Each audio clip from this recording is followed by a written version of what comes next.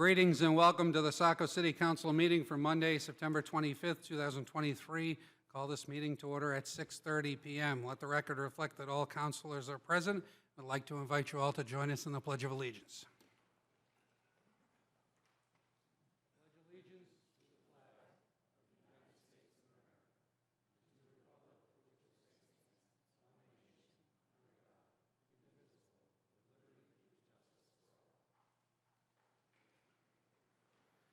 Thank you very much. There's nothing under general this evening under item 4 of the agenda. Item 5 is committee correspondence to council. Any committee correspondence this evening? No committee correspondence. We'll move on to item 6, public comment. First up is Rick Millard. Again, for those coming up to the podium, please speak directly into the microphone. State your name and address for the record, and please try to keep your comments to 3 minutes. Good evening. Rick Millard, 26 Lower Beach Road, Saco. Although it's not on your agenda, I would like to urge you to sign the partnership agreement that you are now in reviewing at this time. Comments coming later from the Shoreline Commission. From myself, this is the beginning of the end of something that I have witnessed most of my life. I would love to start mitigating the erosion problems that we have at our beaches. Thank you very much. Thank you. Up next is Poda Desjardins. Passing, okay, thank you. Up next is Mike Christakis. Passing. Up next is Maggie Christakis. Passing, okay. Those are the folks that have signed up. If there's anybody who hasn't signed up that would like to address the City Council, please come forward and be heard.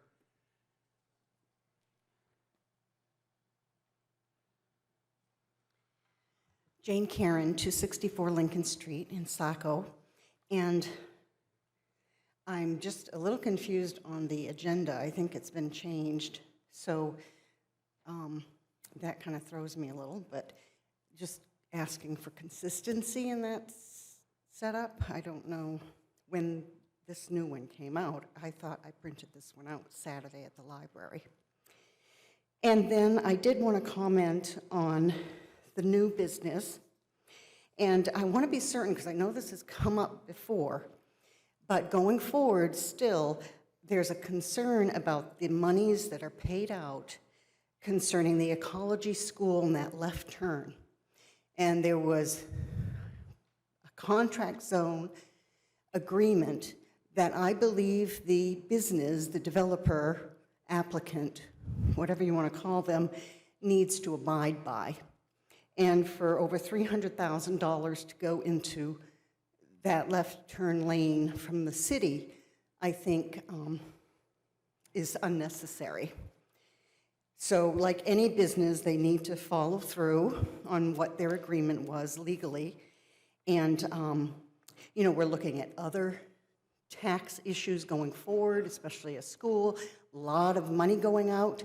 So I think we could even save $300,000. And that's my opinion. I appreciate your listening. Thank you. Thank you. If there's any member of the public who would like to address the council, please come forward and be heard.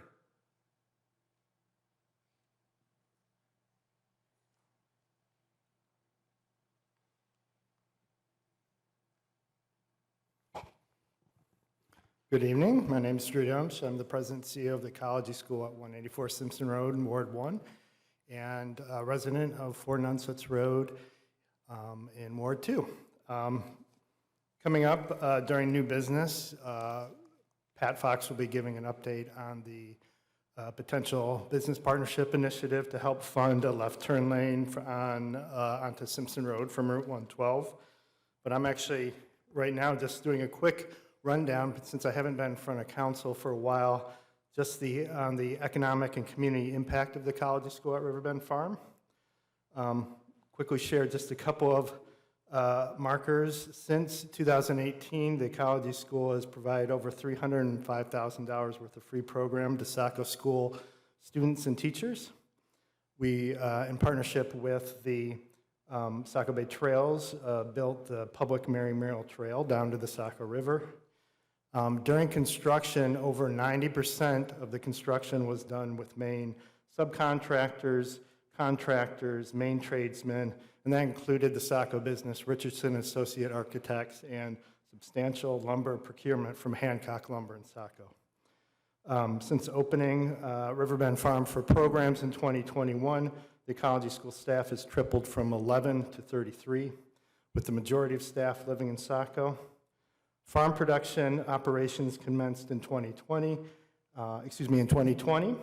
In 2022, farm staff and student farm apprentices from Saco harvested over 6,000 pounds of produce, with a third of that being donated to York County Food Pantry in Youthful Maine. This year's harvest is on track to be over 7,000 pounds, and about a third of that will be donated to local food insecurity. Our current agriculture and research partners include Maine Farmland Trust, American Farmland Trust, MAFCA, the University of New England, Maine Farm and Seed School, and Hannaford. Financing and funding partnerships include USDA Rural Development, Coastal Enterprises, Southern Maine Planning Development Commission, Saco and Bedford Savings, Bangor Savings, and Camden National Bank. Program partnerships also include Maine Outdoor School Network, the Climate Initiative, Gulf of Maine Research Institute, and Maine Audubon. Also, in Riverbend Farm, hosted national programs including the Nature Summit, National Nature Summit, the Regenerative Real Estate Gathering, and the Teacher Institute for Watershed Science and Conservation, sponsored by Poland Spring, with over attendees from over 43 states and Canada. We've been working with Chamber of Commerce, and during our adult programs, we provided every adult program person a Things to Do in Saco in partnership with Saco and Bedford Chamber of Commerce. If it's okay, Mayor, I'd like to hand that out, and that's all. Thank you. Thank you very much.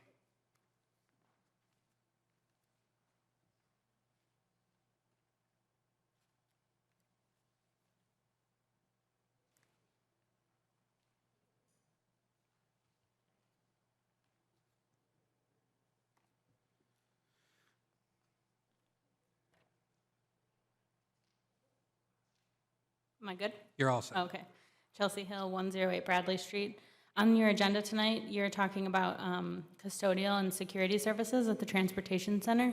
I frequently use the Transportation Center to take the train into Boston and fly out to other places for work or go into Boston with my family. And I've definitely seen some of the issues that go on at the Transportation Center, especially very early in the morning and very late at night if I'm traveling by myself. I would really recommend that if you do decide to go to bid for these services, that you seek a contractor that has a component of social services, so that whatever the vendor is can be tied into maybe local resources, or maybe have some affiliation with sheltering and other mental health or substance misuse disorder services.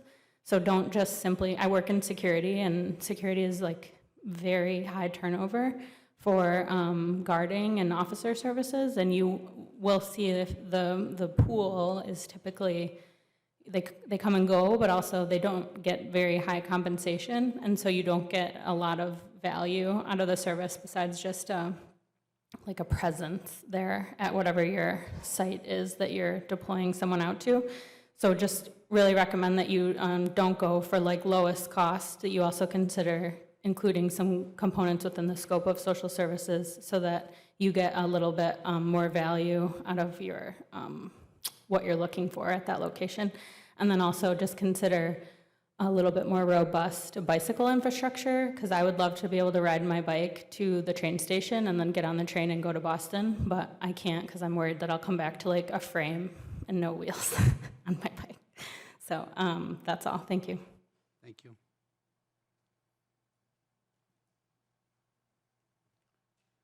If there's any other member of the public that would like to address the city council, please come forward and be heard.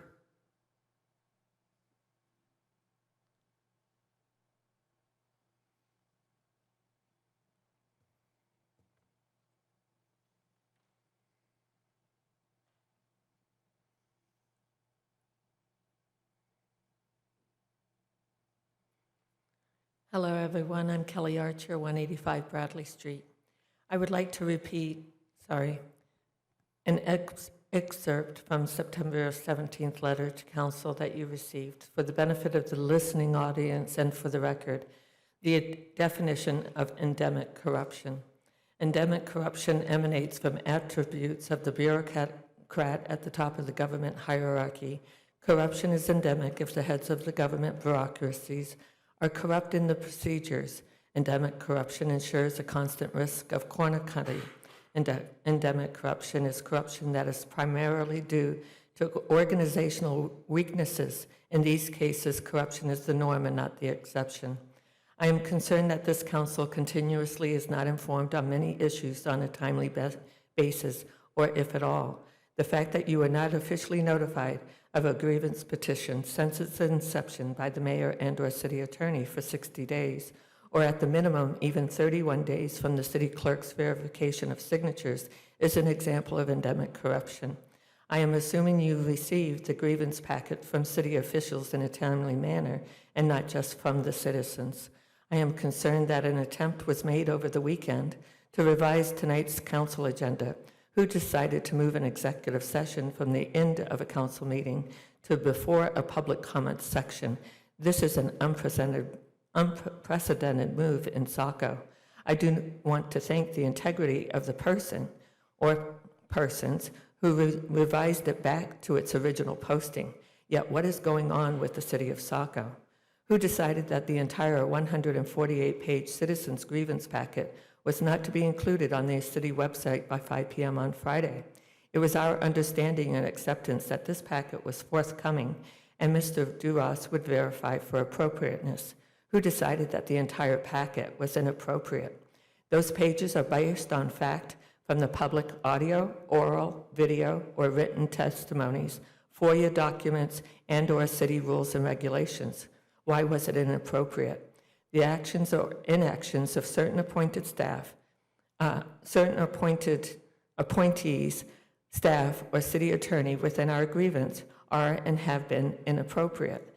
Who instructed the language of Mr. Duras's 922 email to me to state that, in quotes, after legal consultation with legal counsel on 9/18, there will be only one exhibit. My only opinion is, or assumption is, that happened in executive session.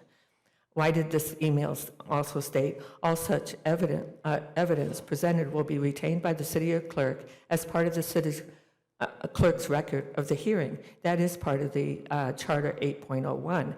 And then there was a comma, unless otherwise directed. Another foreboding statement to its citizens that they are supposed to protect and serve. Who did not add public hearing to tomorrow night's agenda? It is only listed in its packet. Why is the city not being transparent? The city continues to place its citizens in a foreboding mindset, hence having no trust, faith, or confidence on a consistent basis. I do see for the very first time the city, as it is always listed as personnel, as spelled out MRSA's executive session, section 4056, public officials, appointees, or employees if public discussion could damage reputation or violate right to privacy. As stated, it's always been listed as personnel. Good governance, to me, is a government that is accountable and transparent, efficient and effective, and follows the rule of law. Thank you so much. Thank you. If there's any other member of public that would like to address the city council, please come forward and be heard.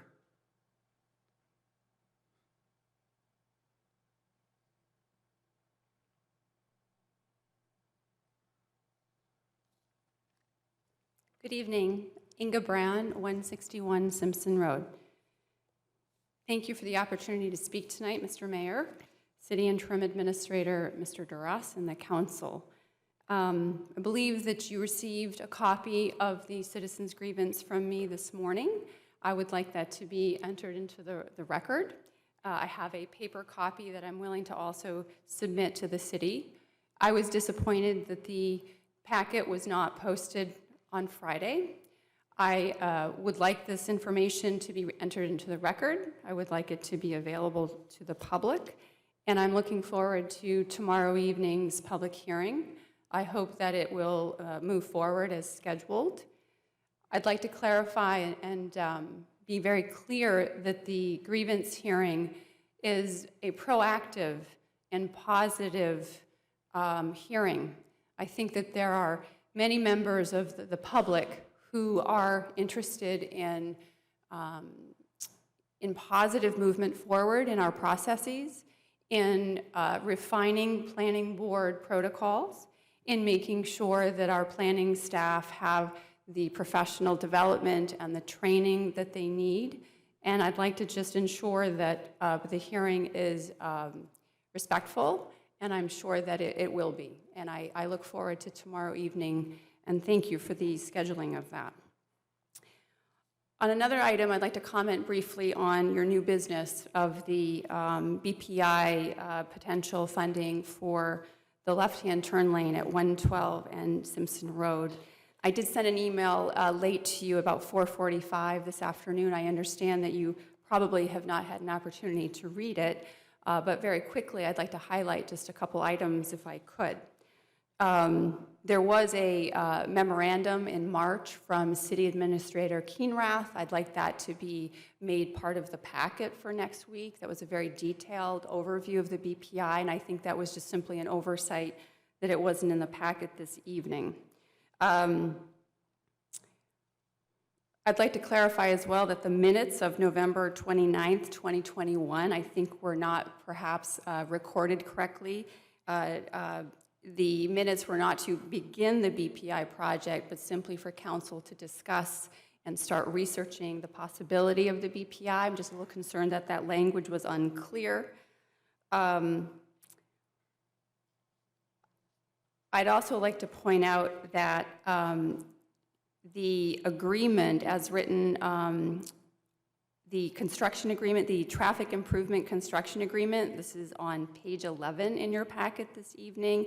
It does state an unclear sentence, I believe. It says that whereas on November 3rd, 2020, the Saco Planning Board amended in part the conditions of approval for the ecology school, including the creation of the required turn lane. And the way that's written, one would think that the turn lane creation occurred in 2020, but I just want to be clear that the turn lane was an original condition of approval in 2018, and I think that most of you do understand that. I'm concerned that tonight you do not have the cost-sharing proportions. You have 4 options that you're considering voting on for next week.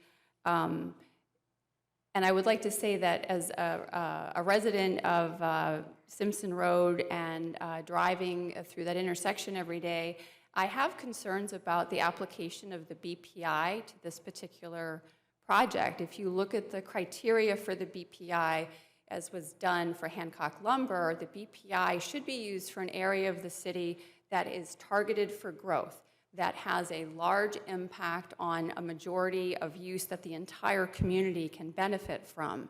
It is a signal that this is an area for economic development. And I don't think that was the intent of the contract zone at 184 Simpson Road, nor do I think that that intersection is on anyone's radar here for traffic improvements or growth at that intersection. So it's concerning to me that this application doesn't really fit the criteria of the BPI. I am concerned about that. Lastly, and I'll wrap up, I am also concerned that the city is moving into uncharted water. This is an unprecedented use that this is a site plan condition of approval. Any other developer in the city of Saco could simply say, well, why can't I have a BPI as well? I need some help paying for my sidewalks that are an off-site impact. I need help paying for my crosswalk. I believe that it's not good decision-making. And I think that I know you will have a rich and robust conversation about this. I do think that being a pass-through, the city could be a host or sponsor of the BPI to help the ecology school perhaps tap into that funding, but I certainly do not think Saco taxpayers should be paying for a private developer's off-site project. Thank you. Thank you. there's another member of the public who would like to address the city council, please come forward and be heard.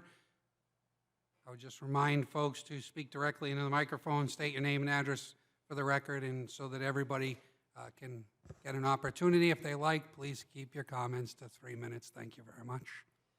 Good evening. My name is Bill Caney. I live at 3 Blackberry Lane. I want to echo the comments of both Kelly Archer and Inga Brown about our disappointment with the city's decision not to post the grievance packet prior to tomorrow night's meeting. It is totally unclear to me why the city chose to sort of shroud that grievance in some sort of secrecy. The point of the grievance is to raise some very legitimate issues about processes and procedures followed by the city. I want to assure you this is not any kind of a witch hunt or an attempt to belittle anyone in this grievance process. It is an attempt by us to raise some very legitimate issues, and your decision not to put those materials out so that the rest of the public would be aware of them, I think is just very, very disappointing. I'm certainly hoping that all of you have at least received the grievance packet so that you'll have a chance to look at it prior to tomorrow night's meeting. I would also implore you to have any deliberations or discussions after the grievance tomorrow night in public and not to go into executive session. We would like to hear what you are thinking and what your responses are to our comments. That's going to be very important to us, and I think it will be very important to you as well. So look forward to tomorrow night. Thank you very much. Thank you.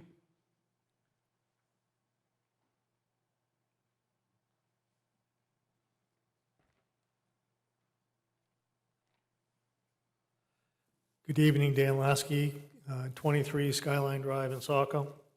Got a couple of things. I just want to mention on the ecology school. I want to follow up on Inga Brown's comments. I'm in full agreement with everything she had to say. If I own a business and I come to you, and I guess originally when I agreed to do this project, it should be, and I agreed to, paying for the left-hand turn lane. All of a sudden now I don't want to. We're not setting a very good precedence, and I don't believe we should be doing that. I have 3 children. All 3 went to the ecology school, and they all had a great time, and I think they do a wonderful job, but this is a totally separate issue. Secondly, on the grievance petition, why are you playing games, Mr. Mayor? This is not a NIMBY issue. This is, as Bill Caney had just said, legitimate, very legitimate concerns. And it didn't get posted. And I honestly, I don't know why. I mean, people are approaching me in town saying, how can this happen? In the city of Saco, how can this happen? They're all thinking, you folks, and mainly the planning board, doesn't listen to us. You're supposed to be representing us, not me, the citizens. And they were asking what's going on. We need to put, if it's some dirty laundry, put it out, let it air, and we can deal with it. We need to just address it so we can move forward in the proper manner and address things going forward the way they should be done. Not the way they have been done and the way they are being done to this point. I'll be speaking more on this tomorrow night, but I'm really, myself and others, I'm speaking for myself here, just very, very disappointed. We're better than this. We literally are better than this. And no one's looking to defame anybody, to harm anybody. We want to make things right. We all love the city of Saco. It's a great town. I'm very, very happy to live here. I've lived here for over 60 some odd years. We just need to be doing a better job and take the citizens seriously. Listen to them. Hear them out. Understand them. That's the main complaint people are coming to me. There's a lot of people in my neighborhood who come to me and want me to speak because they're not going to be coming here to speak. But I'm speaking just for myself. Thank you very much. Thank you.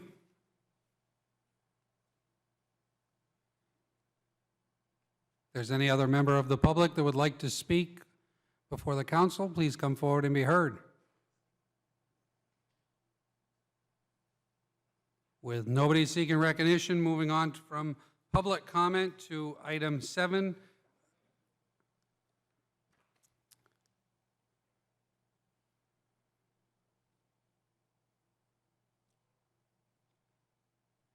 Good evening.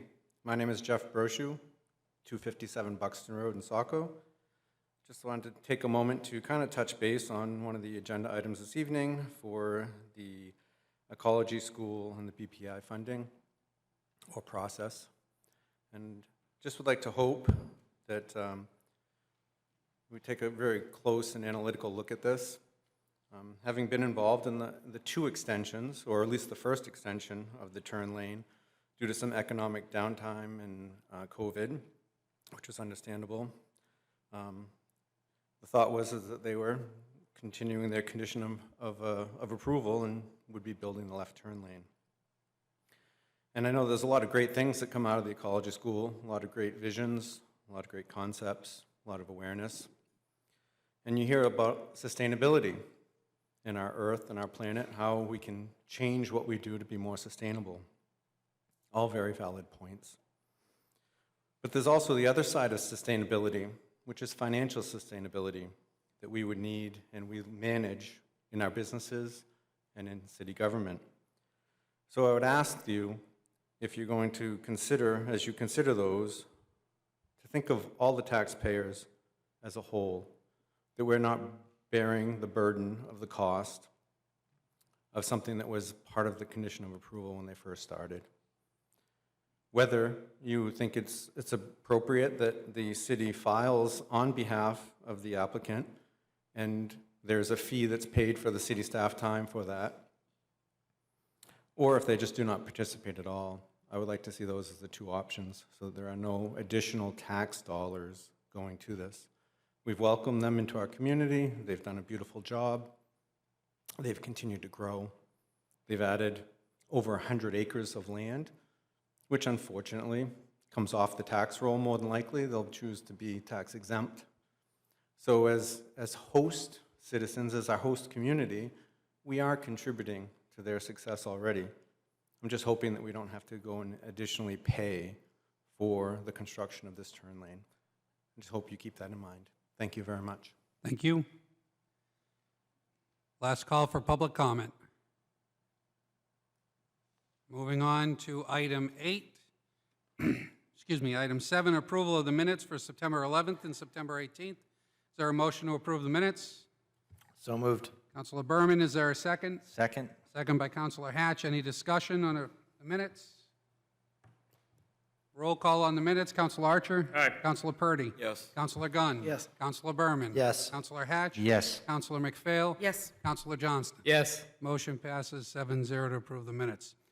There's no consent agenda this evening under item 8, so move right into item 9, action items. Item A is a second and final reading, LD 2003, housing ordinance revisions assigned to Councilor Gunn. Thank you, Mr. Mayor. The City Council hosted housing workshops on February 27th and June 12th to discuss ordinance revisions that would be required to comply with LD 2003, an act to implement the recommendations of the Commission to increase housing opportunities in Maine by studying zoning and land use restrictions. The purpose of this set of ordinance revisions is for general compliance with LD 2003. Planning staff has shared these proposed revisions with city staff, the Planning Board, and the Long Range Planning Committee. The Planning Board hosted its public hearing on August 15th, and its report was provided during the City Council's September 11th public hearing. Be it ordered that the City of Saco hereby ordains LD 2003 housing ordinance amendments as presented to the following sections of the City Code of Ordinances. Chapter 230, Table 3-3, Permitted and Conditional Uses. Section 230-402, Dimensional Requirements. Chapter 230, Article 7, Performance Standards for Updates to Accessory Dwelling Units Provisions.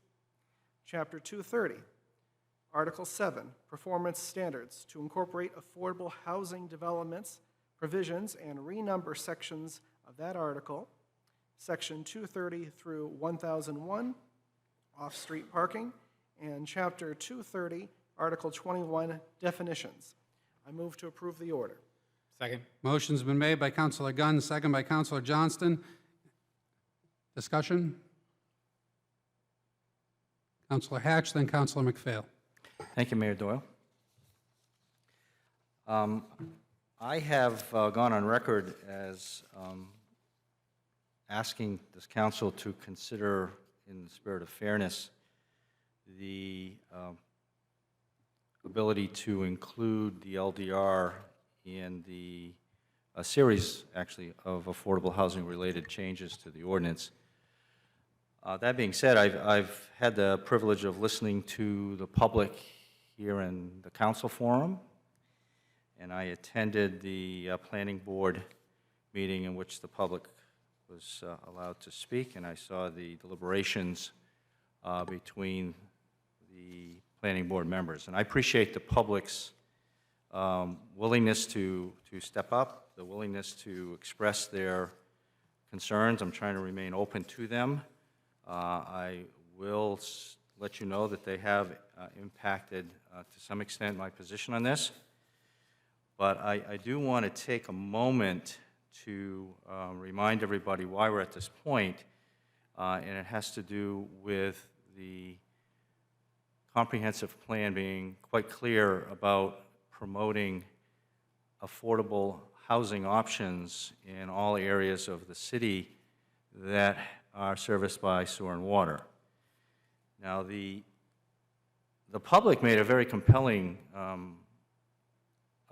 argument, at least in my mind, about the uniqueness of the LDR. So I spent a great deal of time thinking about that.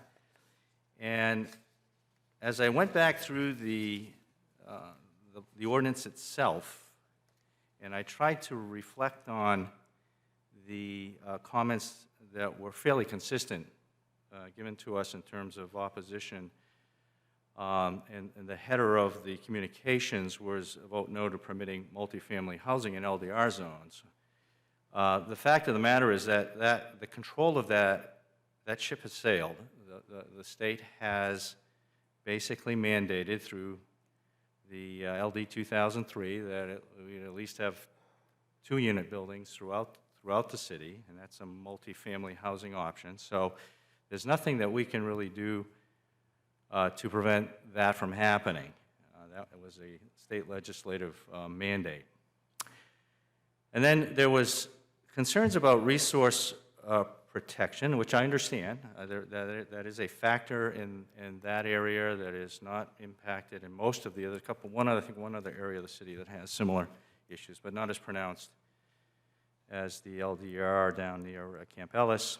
But we have to remember that we have a zoning ordinance in place to protect us from these things. And there is a chapter 230, Article 8, that talks about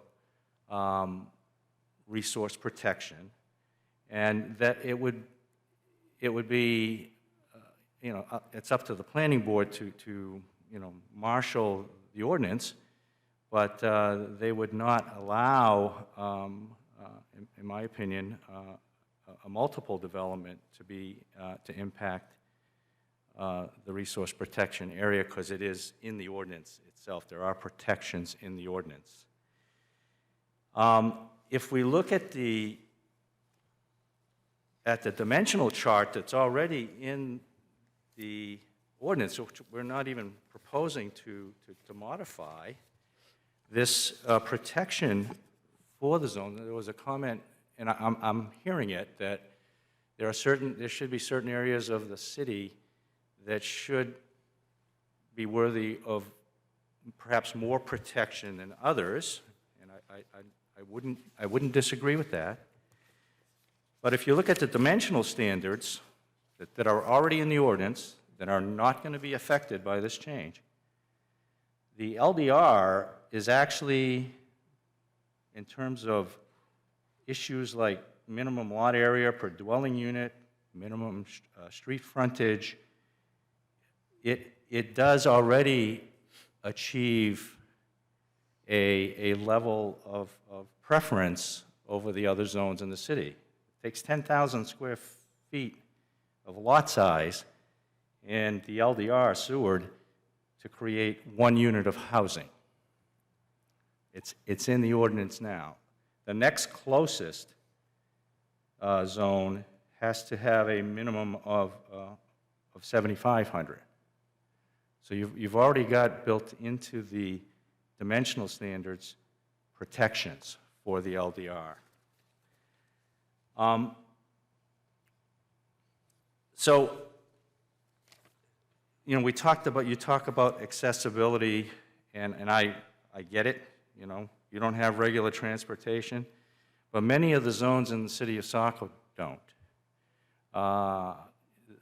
B-Sub Transit does what it can with limited staffing resources and finances to create these core routes, but many of the areas of Saco don't have direct access to regular public transportation, and that's an issue that's being worked on. We have pedestrian safety.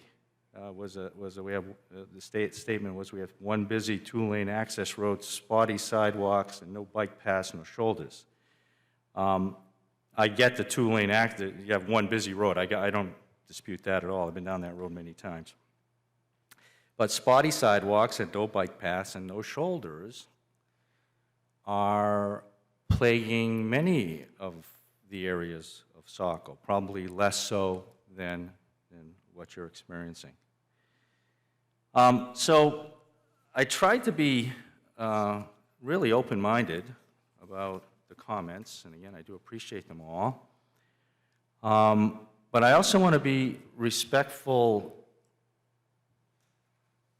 of the fact that sharing the burden of affordable housing that was placed on us by the state is a responsibility for all of us to embrace. Now, if you were to build under the LD 2003, I got to get my dimensional standards here.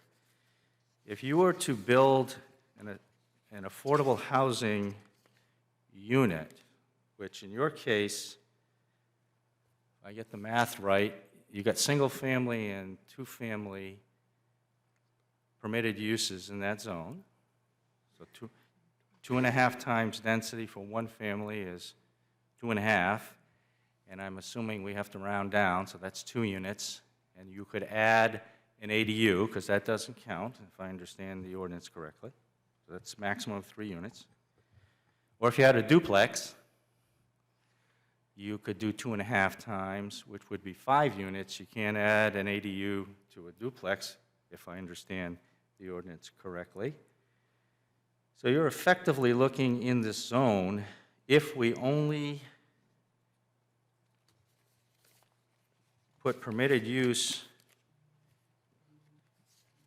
on the line that says affordable housing development, put a P there, I'll forget the recommendation I made for the larger units. I had originally suggested a permitted use for affordable housing and a conditional use for the 2 multifamily choices. I'm willing to dispatch with that, but I just think in all fairness to the rest of the city and its citizens that we should at least keep permitted use for affordable housing in the chart. And I'm going to make that as a motion to amend the first bullet point, which was Chapter 30, Table 3-3, Permitted and Conditional Uses, to include affordable housing development as a permitted use in the LDR. Second.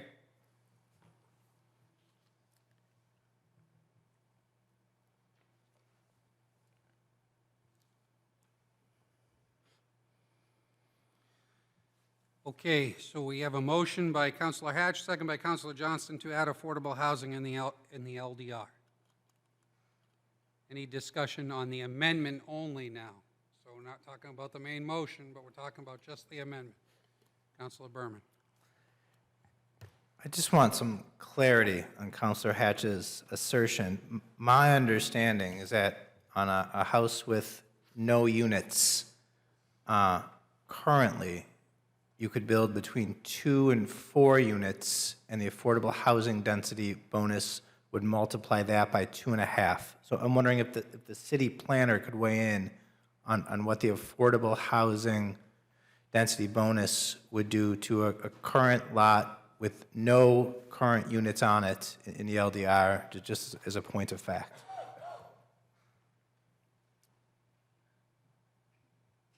Planner Prescott, thank you for joining us. Did you hear the question correctly? Can you just repeat it, just to make sure I have it? Yeah, thank you. In the current LDR, on a lot with 0 current units, under LD 2003, what's the maximum number of dwelling units that could currently be built, and how would that change with the affordable housing density bonus? So any lot that's eligible right now for vacant, if it's vacant, I think we're saying up to 2 units on a lot. You could also have an accessory dwelling unit with that, so total of 3. And with affordable housing development, we have not differentiated between multifamily, subdivision, anything like that. So once affordable housing development is on the books, the way that I interpret it is that you would then be eligible to tap into the density for that lot, which is based on the lot size per dwelling unit, which I think is 10,000 square feet, as Councilor Hatch mentioned. I can confirm that if we need to. So then it's 2.5 times that, whatever's allowed on that lot. So in the case that I believe Councilor Hatch mentioned, if it's 20,000 square feet, it's normally 2 units, so it'd be 4.5, 4. And the accessory dwelling units creates a 3rd unit, but that doesn't get multiplied by 2.5? The accessory dwelling unit, no, that does not get multiplied by 2.5. So you just have a maximum of 4 units. Yes, but this is going to change depending on the lot size that you have. So if you have a larger lot, then you can add more units. And tap in the 2.5 times base density. Right. So if you add that. If you had a 40,000 size, square foot size lot, you could then build 4 dwelling units, and now it would be 10? Yes, I'm just using my calculator. Thank you. Councilor Hatch? Thank you, Mayor Dewar. So I need a clarification. So that 10,000 per unit is not a standard fixed limitation. So if you have a 2-unit property, a 2-unit building on the property, and you want to take advantage of the affordable housing benefit, so 2.5 times would be 5. Don't you need a lot that's got a 50,000 square foot footprint? So we're getting into scenarios, and yes, you're right. My mistake is 5. Okay. Sorry about that. So that's over an acre. But we're getting into different scenarios here, Right. so I think I'm being asked 2 different questions. So I just want to be really clear with the question, that I'm answering the question I'm being asked. I'll leave the calculator out so we don't get into issues with 5 versus 4.5. Thank you. With the affordable housing density bonus, that does not affect the minimum size per dwelling unit. It might be helpful, if it's okay with the council, if I pull up the table currently as it sits today.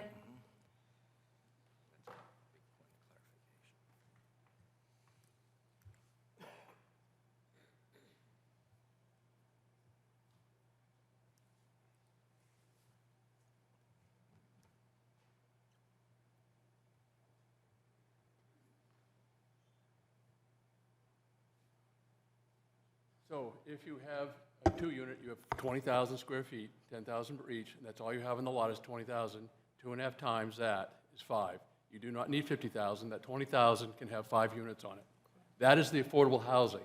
If you're just adding dwelling units under the single-family part of this, then you do have to have 10,000 for every building you put on that one. It's the density bonus for the multi-affordable housing that you do not need extra land for. Thank you for that clarification.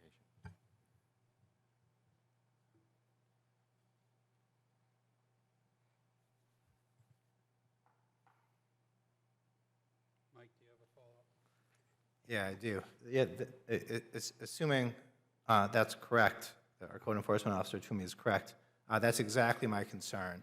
And that's why I'm concerned about the affordable housing density bonus in the LDR. I'm on the record as loving affordable housing. I think it's critical. I think we need it.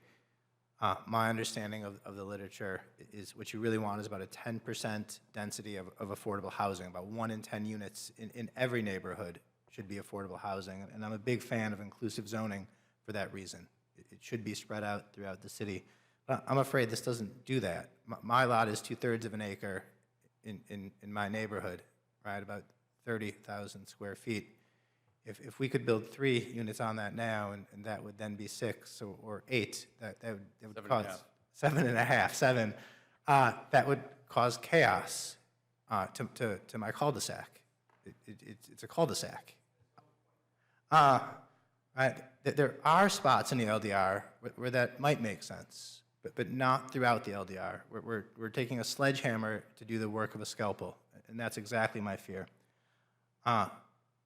The spots that could have them should, maybe contract zones or future zoning would allow that. But just to reiterate some of the things we've already heard, there are no places to buy food. There are no places of employment. There are no medical services. There are no social services in the LDR. Those things just simply don't exist. The Ferry Road shares the characteristics of many roads in our town in that it has no sidewalks and no shoulders, but it's also the only way in and out. Every house you build drives on that road, without exception. Right? Now, we can and have to have more housing. I'm for that. We can and have to have more affordable housing. I'm for that. ADUs are a big part of that in the LDR. We can and should keep looking at where housing belongs, where affordable housing belongs, and we should do it in the LDR where it's appropriate. But fairness is the wrong word. Appropriateness is the right word. Right? We need to put the right types of developments in the right types of places in this city. Our comprehensive plan and zoning lay that out. We'll have a point to revisit those tools. I think that what today is our LDR may be a few zones in the future. Right? It's not the same problems, don't face the whole thing. And some of those may allow more growth. Some of those, right, should allow these kinds of projects.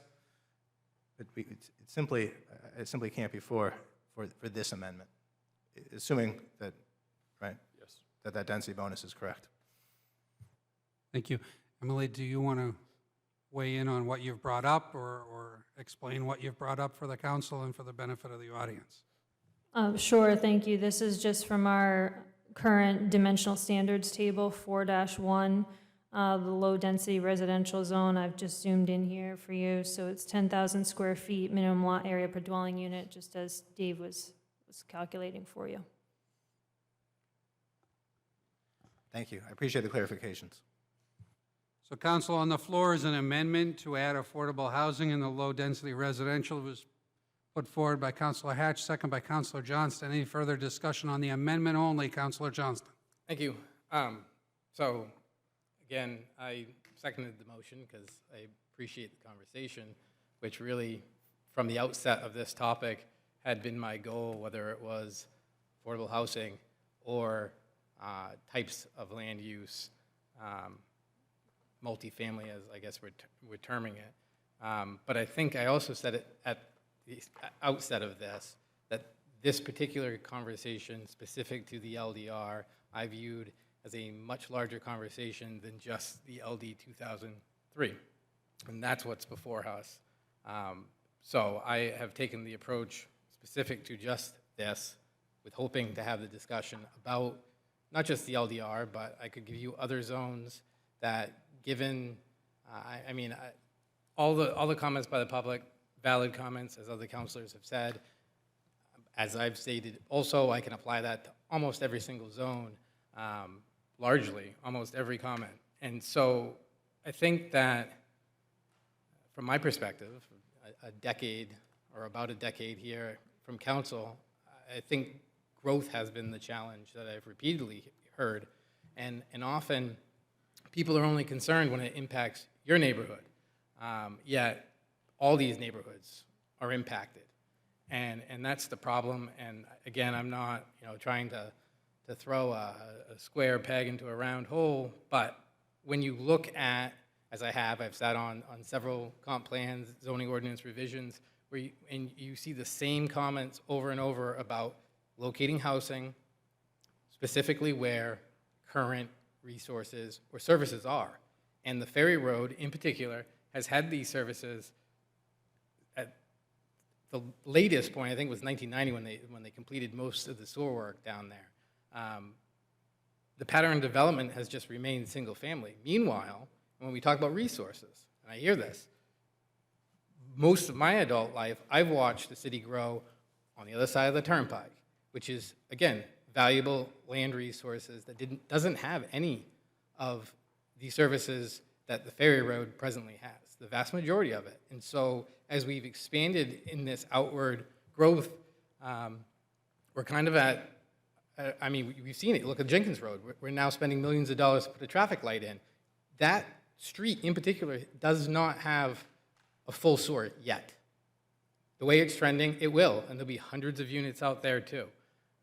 So I've always looked at, I hate terming it the Ferry Road because it's really not. The LDR actually has two other areas of the city that fall into it. But I guess, it makes sense why people would view it as just a Ferry Road. I think this is a topic we need to come back to. That's what I'm really overall getting at. I've said it before, whether it's including triplex or fourplexes, I certainly have never envisioned what we have across the street from us here at all. So just being able to collaboratively as a community figure out how we can make these things work is my long-term goal here. And I guess with that, that's really all I have to say. Thank you. Councilor Johnston, just so I'm clear, you wanted to revisit this at a time down the road. Are you withdrawing your second? We can vote it down. I meant the topic as a whole, future councils, I would hope, would take up. Thank you. Any further discussion on this item? Councilor Hatch. Yeah, I would just like to personalize, if I can, because Councilor Berman chose to do so. My house is in a MDR zone. I have a cul-de-sac at the end of my street. And I'd like, Mr. Toomey, if you could correct me if I'm wrong. My lot is approximately 6/10 of an acre, so 6/10 of an acre. So we'll go 25,000 square feet, if just around. So I can get 5 units, and 2.5 times 5, if my math is correct, 12 and a half. You have 12. Yeah, and I can get 12 units on my cul-de-sac. Yes. With all due respect, all right? And everybody on my street that has the same approximate lot size would have the same dynamic. And I'm okay with that if that's what I have to have, but I just have a problem where it's not applicable everywhere. All right? Thank you. Further discussion, Councilor Gunn, then Councilor Archer. Councilor Gunn. Thank you, Mr. Mayor. First off, while you're here, thank you, Emily, for all your work you've done on this. I know this has been practically Yelman's work to receive a decree from down on Augusta, but as I've pointed out to everyone, the fact that Saco has made it a point to be very proactive in relation to other communities, she did not have to burn the midnight oil completely on this, so I appreciate that, but still, thank you for your hard work on this. I do appreciate it. Circling back to Councilor Hatch's, I think, first comments, I've kind of lost track at this point. I've been having discussions about this with many people, trying to wrap my head around it, and whether you want to say it's either fairness or appropriateness, however you want to slice it. My approach to going above and beyond just to complying with LD 2003, which is what's on the table right now, the amendment notwithstanding.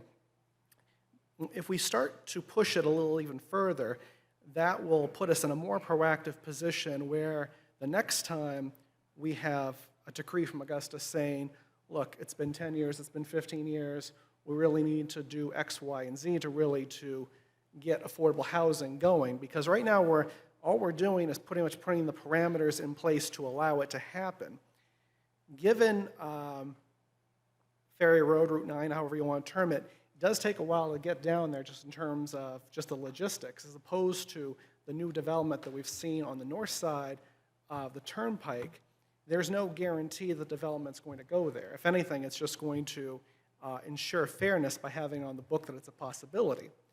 And to anyone who's afraid of the potential for way too much development down there, I'm just going to look at just the practicality of having that type of development down there and pointing to such things such as dimensional standards, environmental concerns by the river, by the forest, that even though it would be a permitted use, those other parameters, in my judgment, take it for what it is, I see it as almost as like a de facto version of a conditional use, though, because whether or not you have a bonus or not, if there's other factors that prevent you from, building something rather large or inappropriate in a place where it really doesn't go, that's why we still have a planning board for things like that, and I don't think those things would fly, though. So in terms of overall fairness, I see this as a way forward. Now, to Councilor Johnson's point, I was personally hoping myself for just a straight up or down vote on LD 2003, because, yes, it is quite of a sticky wicket to get into the low-density residential of how we're going to go at it. But at the same time, in terms of what Councilor Hatch has proposed tonight, and with his modifications, just to get whether it's to get the conversation going or as a matter of fairness, I'm inclined to look that way. And as I said, we can always modify it later. So that's how I feel on things. Thank you. Thank you. Councilor Archer. Yes, thank you, Mr. Mayor. So I'm looking at LDR for my ward because it what abuts the highway in Ward 1 is both WR and LDR. And I'm trying to really get an understanding of how many properties this would actually apply to, because I'm looking at the the zoning map that we have, and it does put pretty good lot lines, correct? If I look at them, they're relatively accurate, not to the legal definition or anything.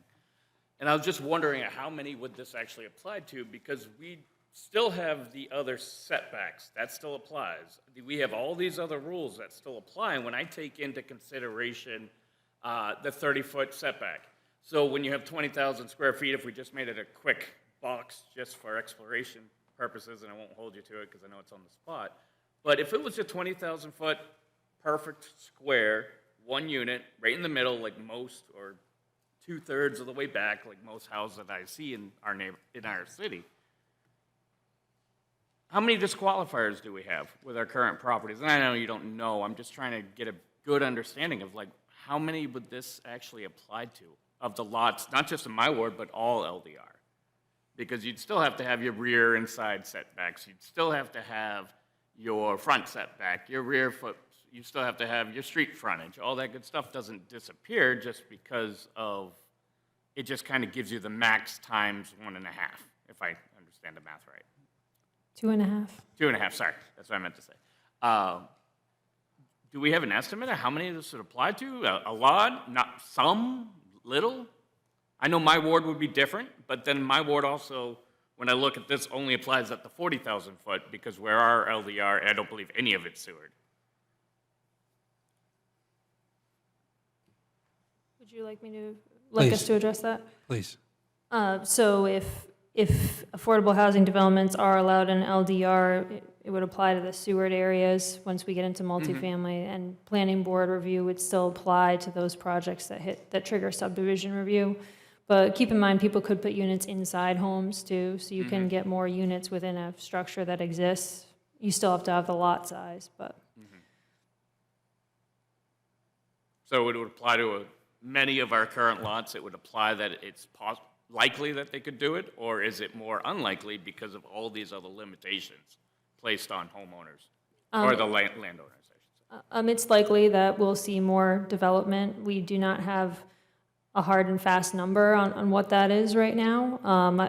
We've been told just in our desk that 2.5 times is not enough to make some of the numbers work, to deed restrict something for 30 years.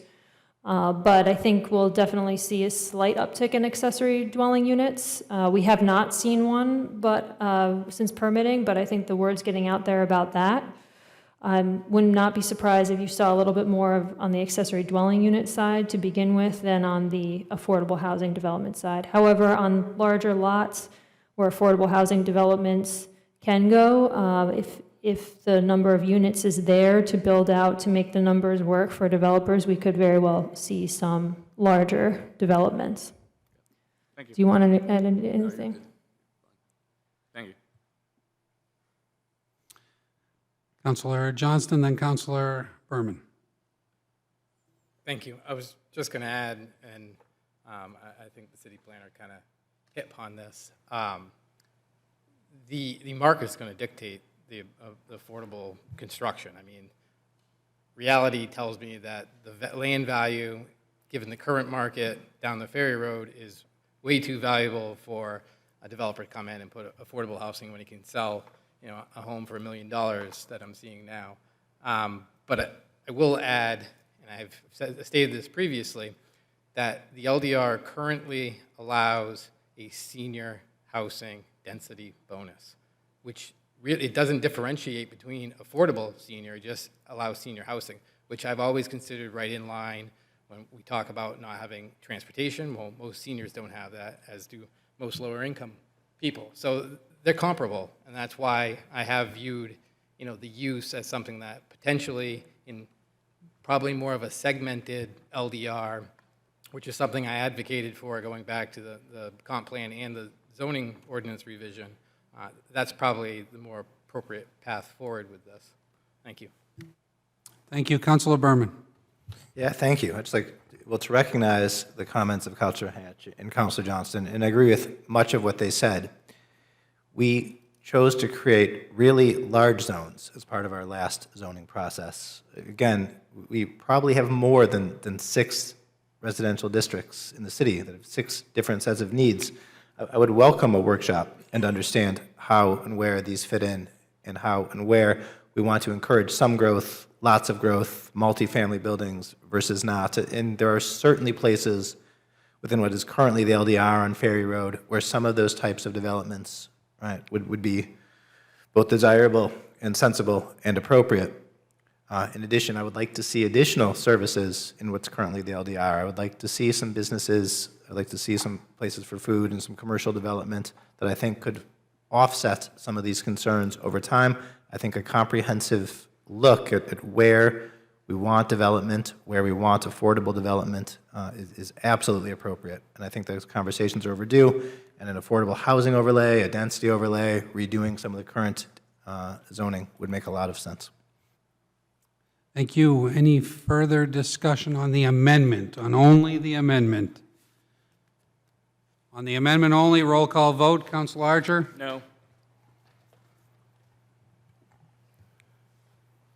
Councilor Purdy? No. Councilor Gunn? Yes. Councilor Berman? No. Councilor Hatch? Yes. Councilor McPhail? No. Councilor Johnston? No. Motion, the amendment fails. Now back to the main motion, not amended. Main motion, not amended. And Councilor McPhail, you had your hand up on this. We didn't get to it because there was an amendment. Do you want the floor back? No, I was going to reiterate what Councilor Gunn said, and I was just going to thank Emily and her staff and David and Codes. This is not a small undertaking, and to the point that we're at now, the public workshop that was handled, I attended, was very impressed with the way that it was handled with the panel that you had. I think a lot of residents left with questions answered, which is always a good thing. And there's going to be a lot more going forward, but I think we've got a good first step grasp on it. and just wanted to thank everybody involved. Thank you. Any further discussion on the main motion? Councilor Johnston. Thank you. Yeah, I got to review my notes here. So again, I really thoroughly appreciate the matrix you created. I found that very helpful during this process to understand exactly what we're changing and why we're changing it. I did review the planning board packet, or what they weighed in on, and I saw that they had favorably voted in some of the things I had previously suggested. However, if I'm reading this correctly, I had brought up the question of whether or not multifamily residential projects more than 8 units, well, I was advocating for them to be added to the GB, or the general business zone, and allow ADUs in that zone. Were those discussed by the planning board?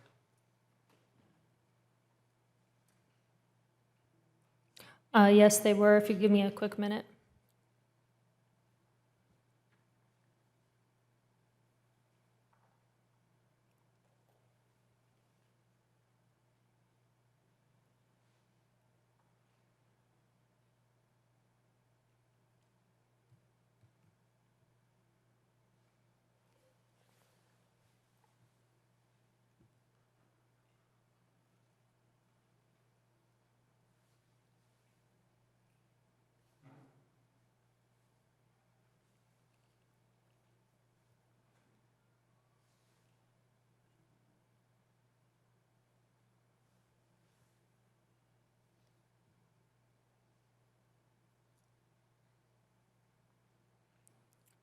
So to answer the second question, I believe, if I may, The ADUs?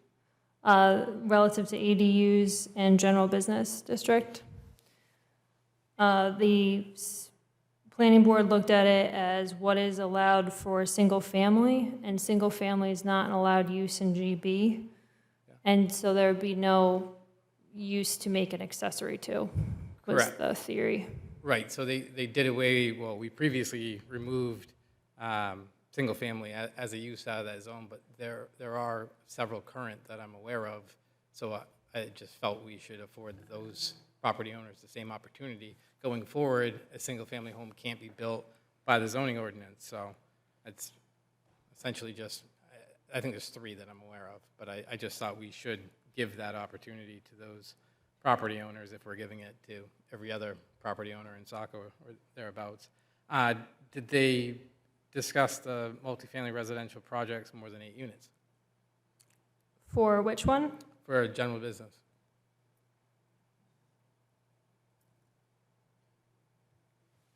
I would have to go back and listen. I'm not sure if we discussed that one. All right, well, I would move to amend Table 3-3, permitted and conditional uses, as follows. Accessory dwelling units as a permitted use in the GB, and multifamily residential projects more than 8 units as a conditional use in the GB, or general business zone.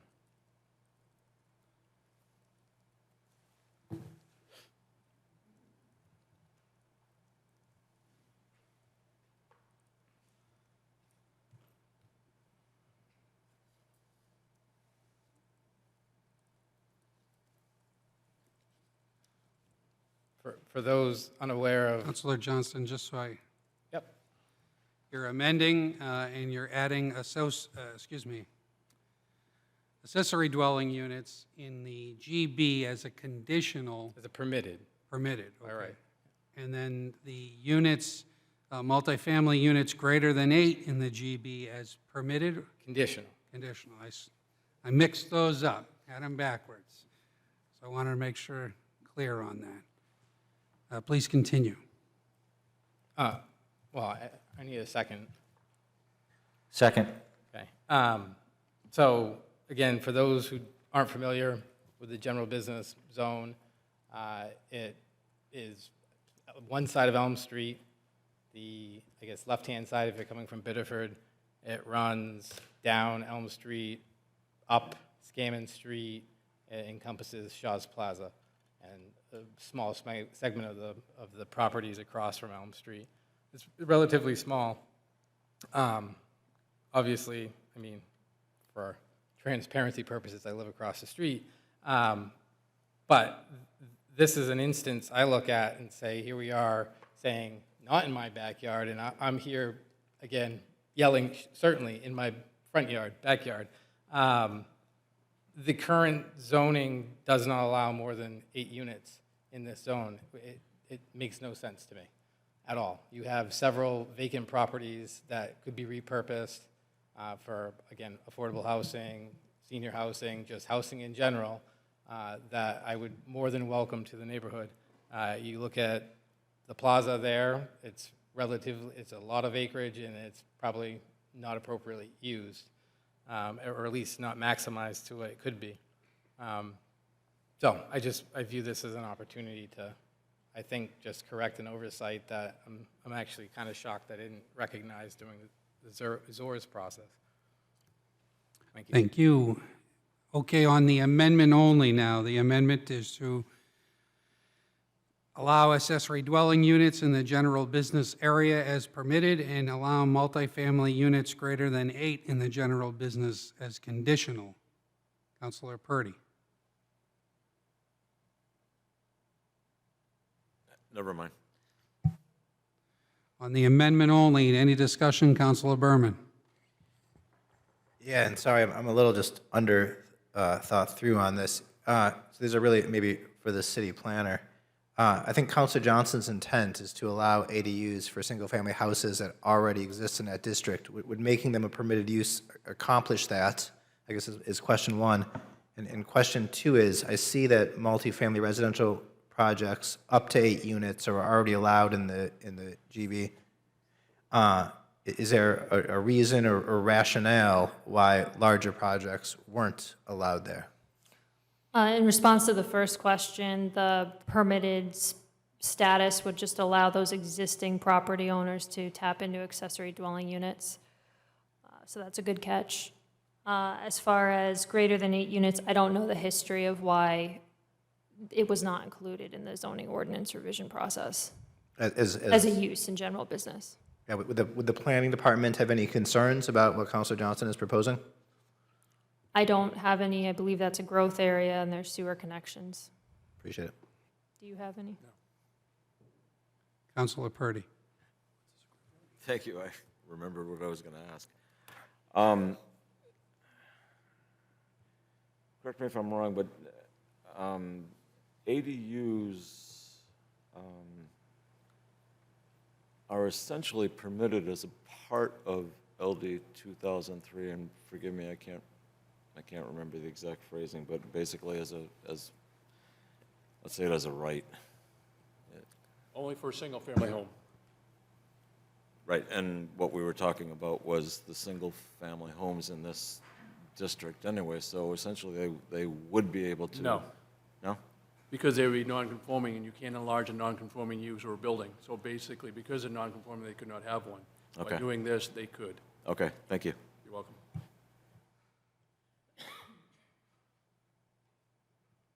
Any further discussion, Councilor Gunn?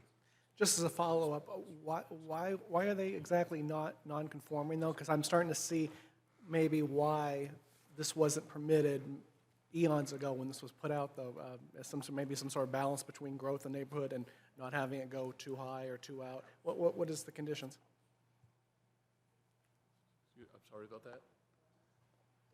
What was preventing, to Councilor Purdy's question, I'm blanking on the terminology here. A single family would be considered a non-conforming use Yes, in that thank zone you. because it's not on the allowed use table. I see. You can't enlarge a non-conforming use. I see. So you can't add an accessory dwelling unit because you'd be enlarging it. So this would allow them to do that. So for practical purposes, it would be an ADU on a multifamily? I mean, Single family only. Single family only? Okay. Yep. And I would just remind council that we have several buildings in the downtown area and greater downtown area that have more than 8 units in it. And again, that kind of conforms with the development plan to build density in your downtown, so, for historical purposes. Any further discussion on the amendment only? Again, the amendment is to add accessory dwelling units in the general business zone as permitted, and add multifamily units greater than 8 in the general business as conditional. Roll call vote, Counsel Archer. Aye. Counsel Purdy. Yes. Counsel Gunn. Yes. Counsel Berman. Yes. Counsel Hatch. Yes. Counsel McPhail. Yes. Counsel Johnston. Yes. Amendment passes. Back to the main motion now as amended. Main motion now as amended. Any further discussion on the main motion? Seeing no further discussion on the main motion, roll call vote. Counsel Archer. Aye. Counsel Purdy. Yes. Counsel Gunn. Yes. Counsel Berman. Yes. Counsel Hatch. Yes. Counsel McPhail. Yes. Counsel Johnston. Yes. Motion passes 7-0. That brings us to action item B, a first reading, commercial property assessed clean energy CPACE ordinance, page 3 in the packet, assigned to Counsel Berman. Yeah, thank you, Mr. Mayor. On May 22nd, 2023, Efficiency Maine gave Council a presentation on the newly adopted Commercial Property Assessed Clean Energy CPACE program. After the presentation, Council asked to bring this item back for consideration and/or adoption. Saco does have a developer that would like to benefit from this program. However, for a developer to enroll in the program, the municipality must adopt an ordinance. Purpose and authority. Purpose. By and through this ordinance, the City of Saco declares as its public purpose the establishment of a municipal program to enable its citizens to participate in a commercial property assessed clean energy, or CPACE, program, so that owners of qualifying properties can access financing for energy savings improvements to their commercial properties located in the city. The city declares its purpose and the provisions of this ordinance to be in conformity with federal and state laws. Enabling legislation. The city enacts this ordinance pursuant to Public Law 2021, Chapter 142 of the 130th Maine State Legislature, an act to allow for the establishment of Commercial Property Assessed Clean Energy Program, also known as the Commercial Property Assessed Clean Energy Act, or the Commercial PACE Act, codified as 35 AMRS subsection 10201, as amended. Be it ordered that the City Council approve the first reading and set a public hearing date for Monday, October 16th, 2023, on the request to adopt a City of Saco Commercial Property Assessed Clean Energy CPACE ordinance. I move to approve the order. Motion's been made by Counsel Berman. Is there a second? Second. Second by Counsel Hatch. Any discussion? No discussion. Roll call vote. Counsel Archer. Aye. Counsel Purdy. Yes. Counsel Gunn. Yes. Counsel Berman. Yes. Counsel Hatch. Yes. Counsel McPhail. Yes. Counsel Johnston. Yes. Motion passes 7-0. That completes action items and brings us to item 10 under new business. We have item A, which is a follow up from a 2021 agenda item, Ecology School Business Partnership Initiative, BPI for a left-hand turn lane on page 10 in your packet. And we're going to hear from Public Works Director Fox. Good evening. This item's been discussed and before you a number of times, so I'm not going to run through all of the history. I'll be able to answer questions or provide more detail for whenever you choose to bring this to a vote on a future agenda. But we do know that a requirement of the Ecology School approval of their facility on Simpson Road was to construct a left turn lane from Route 112. Council directive in 21 was, and I do agree with an earlier comment that I'm not sure the minutes captured all of the full discussion. There was a lot of, I do believe it was to pursue or look into, however you want to look at that, the BPI program. A lot of discussion surrounded what state funding opportunities the city had, and BPI was one that arrived at a potential for this project. What is not in your draft item commentary that I will add is the March 2022 meeting, which didn't really change anything, but there was discussion. I went back and watched the video today. There was a tabling of this. To be honest, The previous city administrator, previous planner, and previous economic development directors have all been staff leads on this. So while I was drafting this, I did speak at the March 22nd meeting, but some of these issues just blend together. So I'll correct that, put it in there, and what it does mean is you'll probably need to take it off the table. It's been tabled since March of 22. There was no directive of when to bring that back, but I'll consult with city attorney if needed to see if that has to be your first action should you bring this to a council meeting for vote. Big thing I have reiterated whenever I have spoken about this is the most important thing to consider before any possible BPI application is the sub-agreement between the City of Saco and the Ecology School. So whatever avenue this goes, as soon as, if you make a decision to submit an application for state funding, the only entity on the hook for that agreement with the state is the City of Saco. So the sub-agreement that we have between the city and the Ecology School is a very important document as far as costs and project administration, liabilities, future change order potential to the project, design, permitting, and implementation. All of that has to be covered in what you see as a draft of such agreement.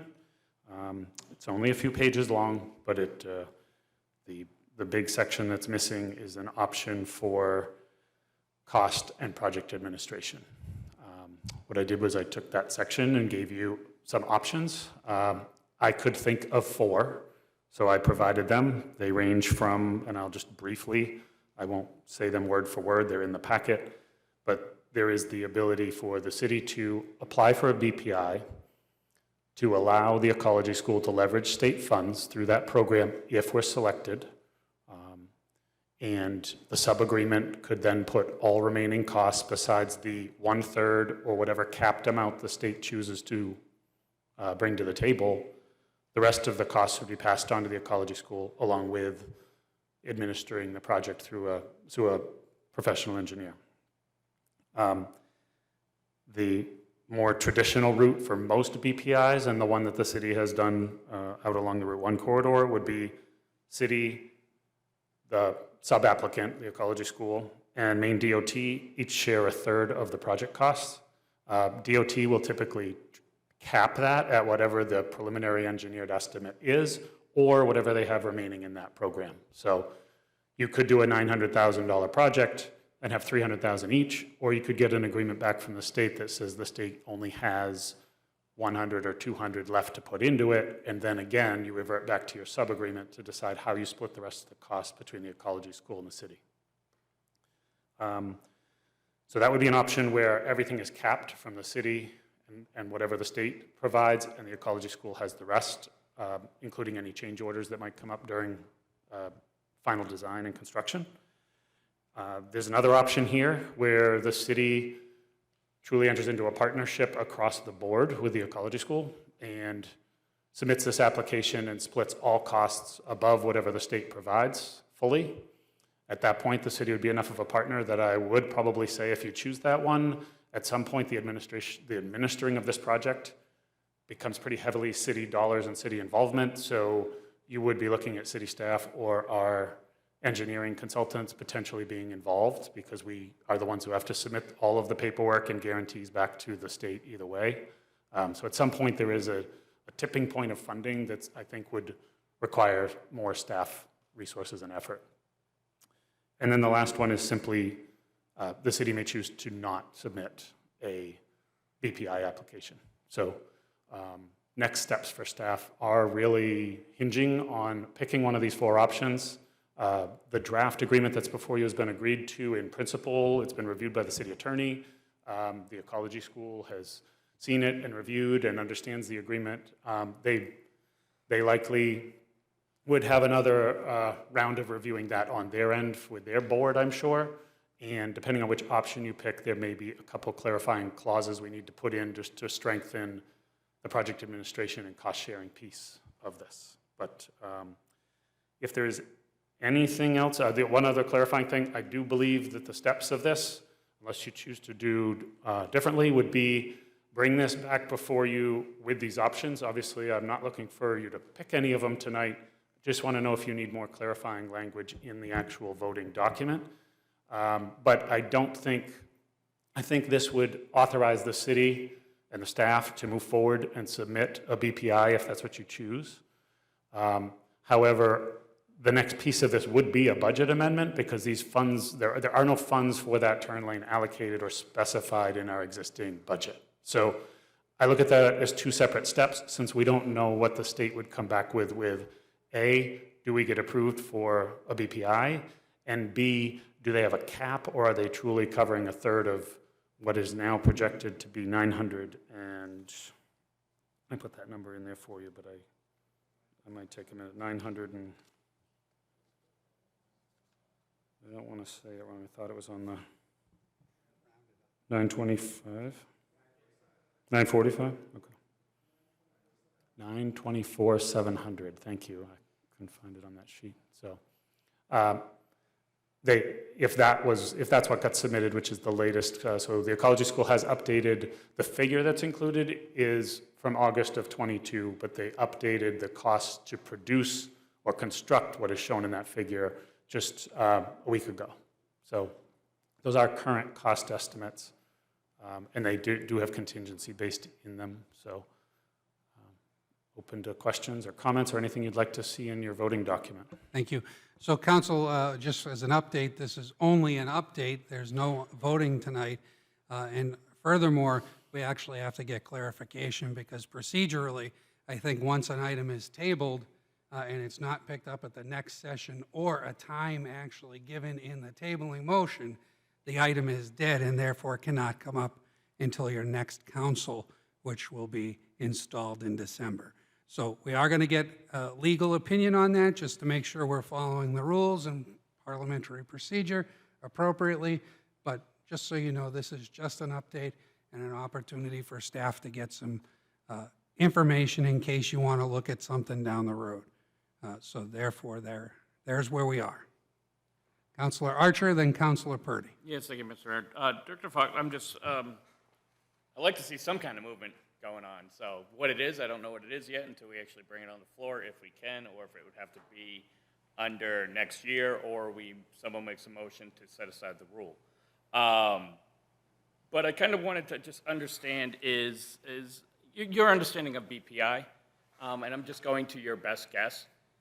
BPI is, what is your, not your confidence level, but what is the confidence level? Because it's a grant. That's what we're asking for. Grants get applied for, they get denied all the time, we do it all the time. BPIs, do you have an understanding of like the confidence level and how these get approved?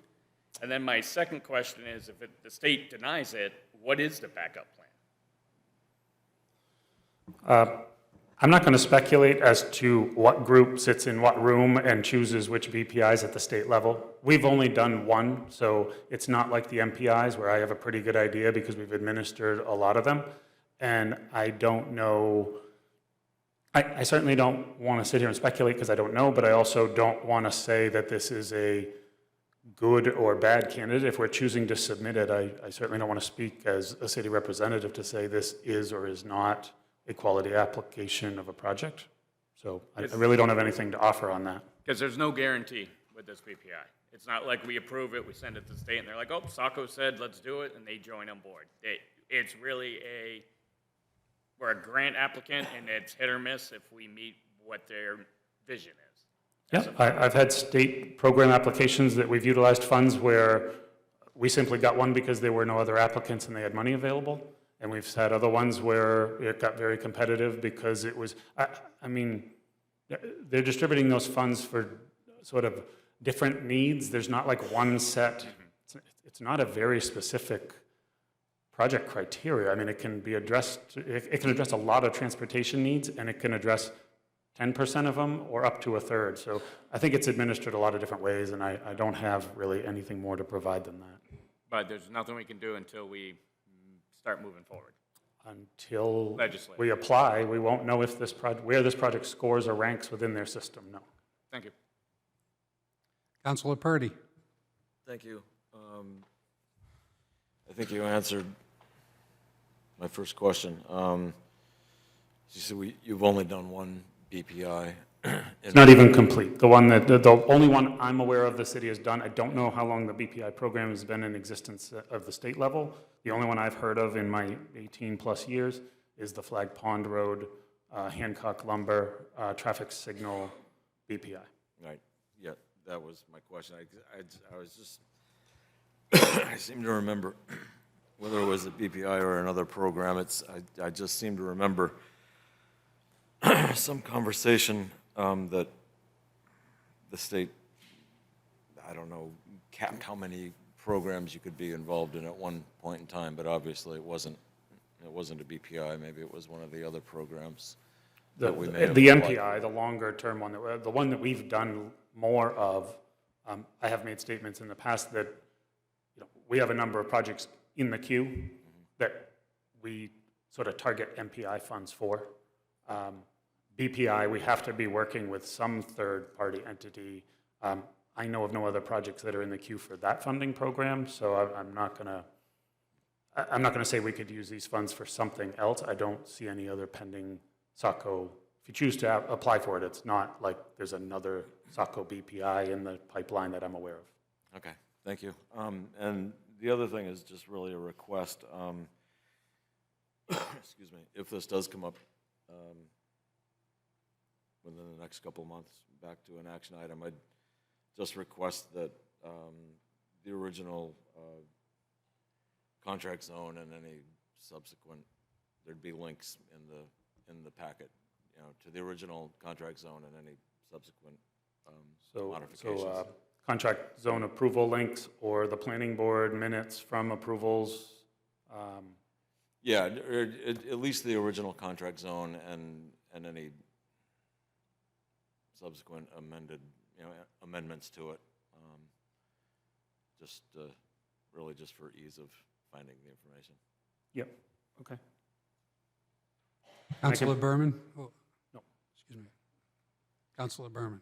Yeah, thank you. I agree with Councilor Archer. I'd like to see some progress on this if at all possible. It's been hanging out there for a long time. Do we know when the last time a traffic study was done and what the current needs are? The sub-applicant could probably speak more about it. I do know that they, you know, since the last time this was before you, they've switched to Sebago Technics, providing design and traffic support, both civil design of the improvement and then also their traffic division looking at. So they did do updated analysis and counts in August of 2023. Yeah, so I guess I'd like some sense of what the current traffic level is and how much of that is driven by the ecology school traffic and what the cities and residents' needs would be even absent the ecology school traffic, if we could understand if the city may have its own interest in that left turn lane. I could reach out. Like I said, I know that they produced something. Are you saying you'd like to see whatever it is that they have for updated traffic data, or are you looking for them? That'd be great. Or are you looking for them to do something new related to traffic analysis? If there's a relatively current traffic analysis, that would be great to have provided to us. Okay. And then some sense of what action would be required based on that traffic pattern by the city. Councilor Hatch. Thank you, Mayor Doyle. I would also echo the sentiments of trying to move this forward. It's been lingering here for a while, and I think we need to get this resolved as soon as we can. Two questions for you, Pat, if you could just educate me a little bit here. Is this arrangement that you described to me where the state enters into an agreement with the city, and then the city gets a sub-agreement with the developer, if you will? Is that the common flow of the document? Common, as in the one that the city of Saco has done, involved both of those. Is that how that one was set up? Yeah, if you look through the state agreement, it's very short. It just basically says the city will certify that all of this was done, and it was all the city will with DOT.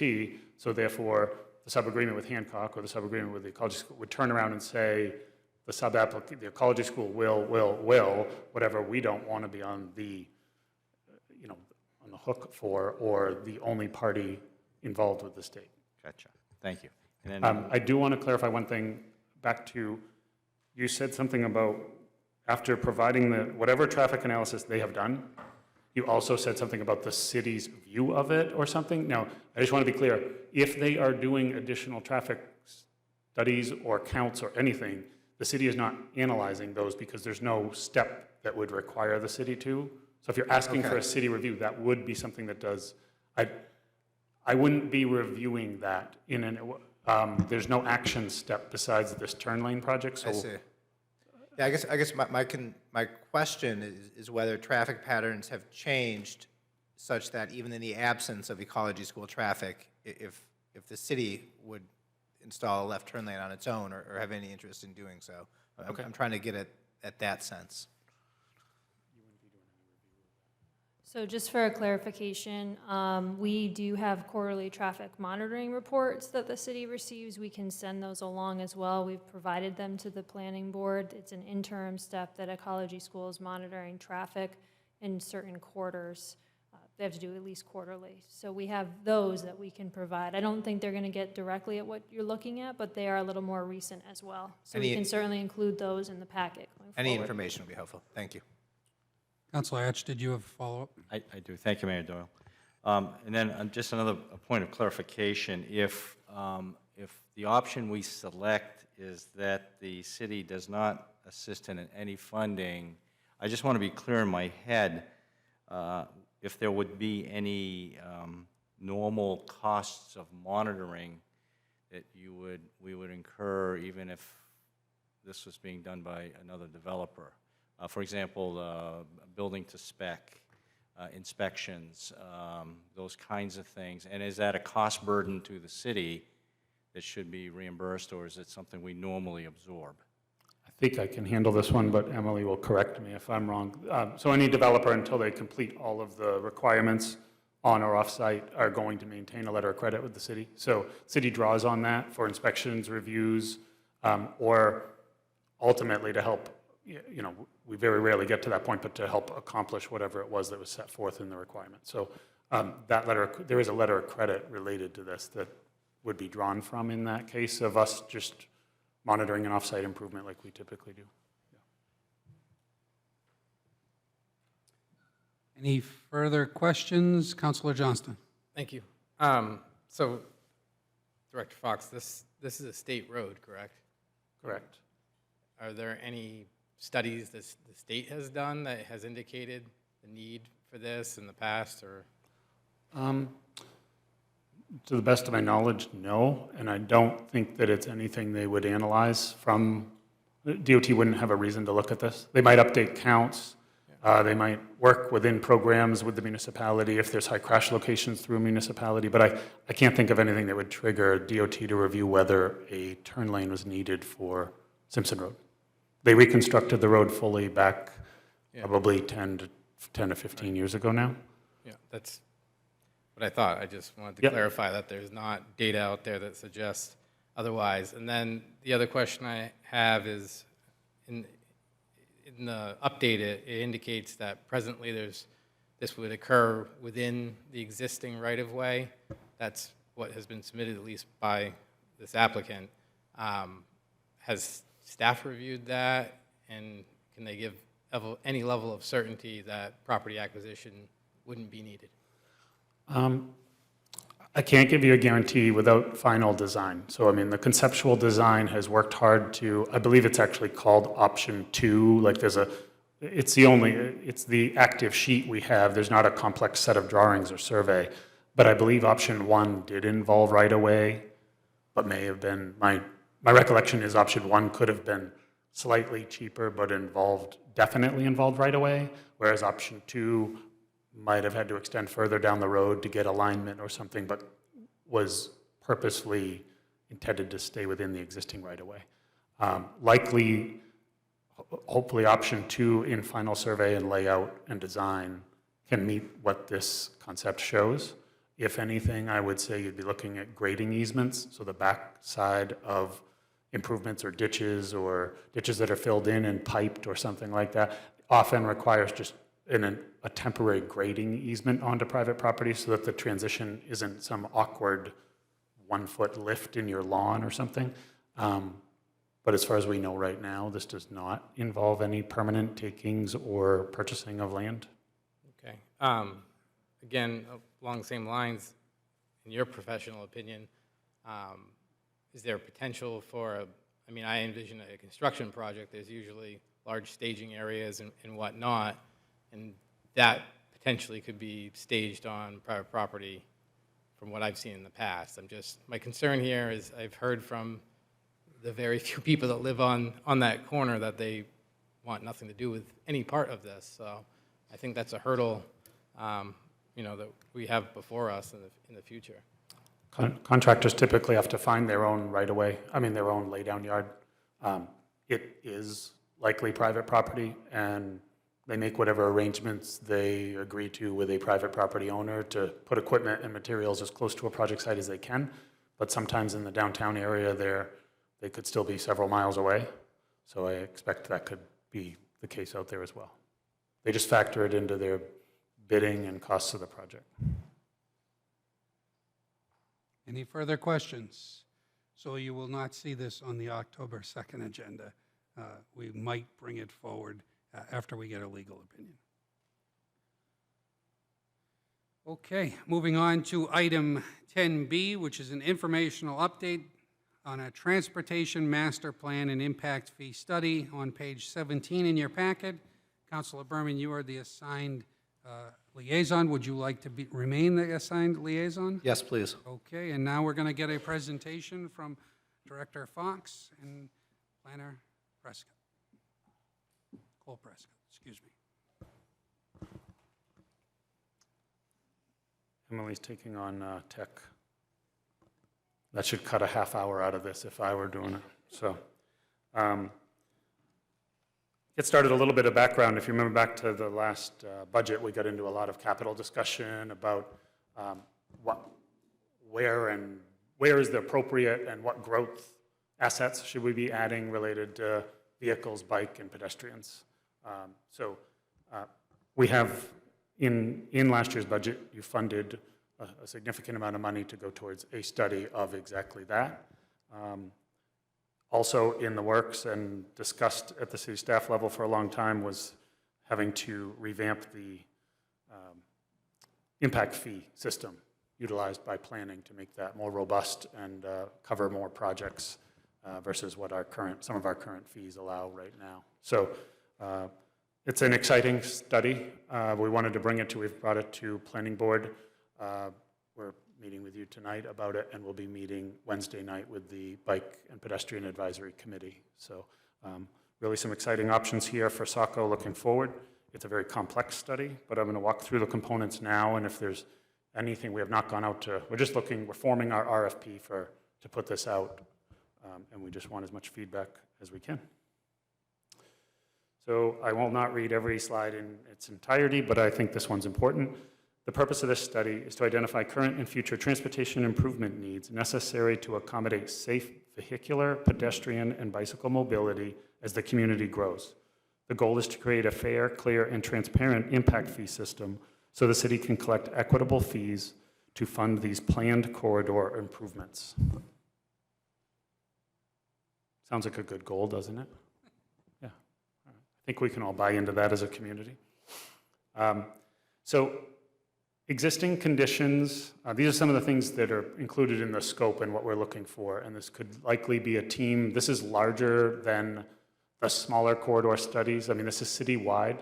I can't honestly tell you what some of the costs are that we'll get back in this bid process and how we may have to refine this study as we award a contract. But existing conditions, we're great at, we have a great collection of what our assets are. We shouldn't have to spend a lot of money or time there. Project lists for replacing, we have hundreds of millions of dollars of assets. We're really good at telling you, helping you understand which ones should be replaced when from just a purely asset management perspective of existing infrastructure. Where we kind of fail to lay out a roadmap for you to help you make decisions because we just haven't undergone this step ever is where do we spend the dollars in growth of our infrastructure? So that's what we've never done a comprehensive process. Think of the comp plan boiled down to simply transportation improvements or dovetailed into transportation improvements.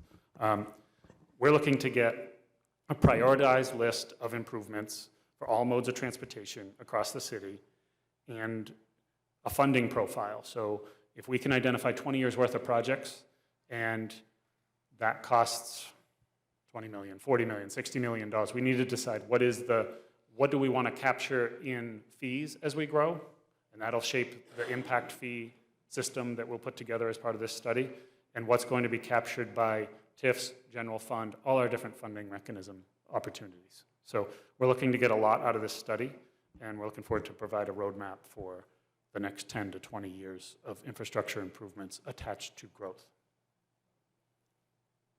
Anticipated timeline of this right now would be to release an RFP sometime in October, early November at the latest. And studies that we've found, these are very common in other areas of the country.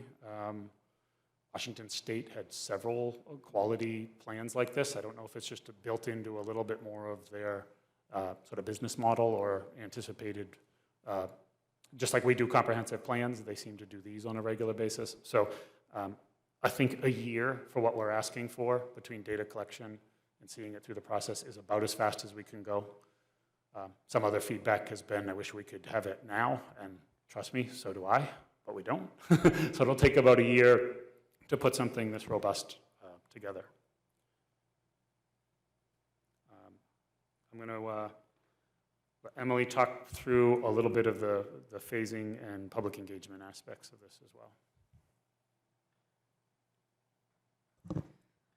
So like Pat said, we're looking at doing almost a mini comprehensive plan dedicated to transportation and the impact fee study for that. So we broke this down into different phases that you'll see when the RFP is released. A breakdown of those is phase 1. We'll look at data collection and review of our previous studies so that we're constantly building off of work that the city has previously done. Phase 2 is a transportation master planning, which will look at those project prioritizations, and it will also request that the consultants who respond to us do a growth consideration and projection process. And phase 3 will be the impact fee study portion, as well as building these recommendations from the project prioritization in phase 1 and phase 2 into the capital planning recommendations. And along the way, we're going to have public engagement. So we're going to be asking the RFP respondents to provide information on what they propose for public engagement to make sure that we're running it, like Pat said, similar to mini comp plans. So there'll be opportunities all throughout the process to, through key decision points, to give input. And as I said, we're building off of previous studies. I also am often asked how we're going to use studies in the future. Certainly, we're not going to shelve it. These are the different ways that a study like this will be used. Data-driven prioritization for looking at expanding the transportation system. We'll have one thing that's really important is when you look at grant funding, a lot of grants will want shovel-ready projects. So if we have a study like this that has already identified and prioritized projects, we can show that it has community support and is higher on the funding level for those grant programs and proposals. Like Pat said, building it into the capital planning software and budget process so you get a really good, clean idea for what you need to fund going forward. And growth impact fees. Some of our traffic movement permits now, developers in Saco pay traffic impact fees into Scarborough on one of our larger traffic movement permits. We don't have any mechanism to do that right now, so we're also going to be looking into that as part of this process. And then when private developers come and ask questions about what type of traffic impact fees they'll pay, unless it's in a specific corridor of the city, it's not really well defined. So this will help us to define that and be much more clear and upfront when we're asked. We just don't have the data right now to give answers until we get farther into the planning board review process. So this will be very helpful. And happy to answer any questions. Councilor Berman. Not so much a question, I don't think, just a general statement of enthusiasm. I think this is a great idea, long overdue. Really excited we're undertaking it now and really excited to see the results. Councilor Hatch. I would echo those sentiments. I would just it's probably buried in there someplace, but it's my understanding that we do take fees in lieu of development, like sidewalks or whatever, and making sure that that process is equally well-defined. I think that we need a serious level of engineering influence in that final outcome, and with all due respect, not leave it up to the planning board to negotiate, that we have a fairly, clear process as to how we get to that number. So it's likely buried in there someplace, but I just want to get on record to ask that we pay some attention to that. Thank you. Council Archer. Yes, thank you, Mr. Mayor. I know you're still developing it, but when I was thinking in terms of the committee and to help mitigate siloing, maybe instead of having a separate committee, it's actually a subcommittee of the LRPC. That way they can transcend up and down rather than having a separate group, even though I do encourage that. Just in this aspect is how does it transcend back and forth? That way we're not going in different directions. And I was just thinking when you get to those considerations, maybe it's best to utilize what we already have in more of a subcommittee, but still public engagement, obviously, approach. Councilor Gunn.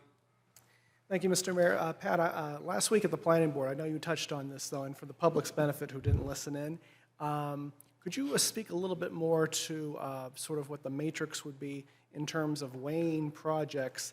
And I'm going to use as an easy example, one that's in everybody's mind, sidewalks, since the debate we had last year, or actually I guess it was earlier this year, vis-a-vis Ward 4. So in terms of identifying and then prioritizing, how would the program, or at least how you envision it to be? That's, yeah, great point.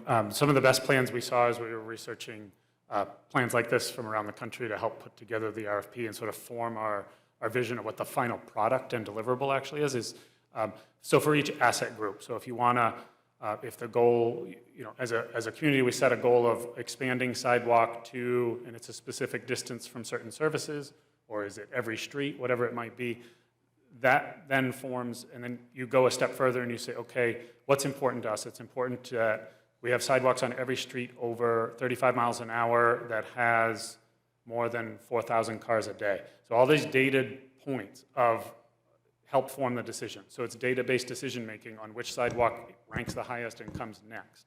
Not to say that if development changes, you can't shift the scoring matrix, but with what we have today and where traffic is today, some of the best plans laid out a very clear scoring before you had any road names involved. So before we're talking about my neighborhood or your neighborhood or anything, you establish the criteria that says, here's how we're going to score.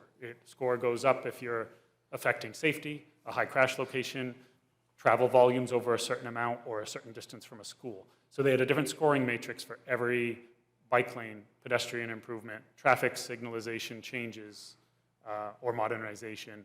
And then you just run all your improvements and growth scenarios through this scoring matrix, and it really starts to spit out some really quantifiable projects that I think everyone can buy into because we made those decisions of what's important before we were talking about our street.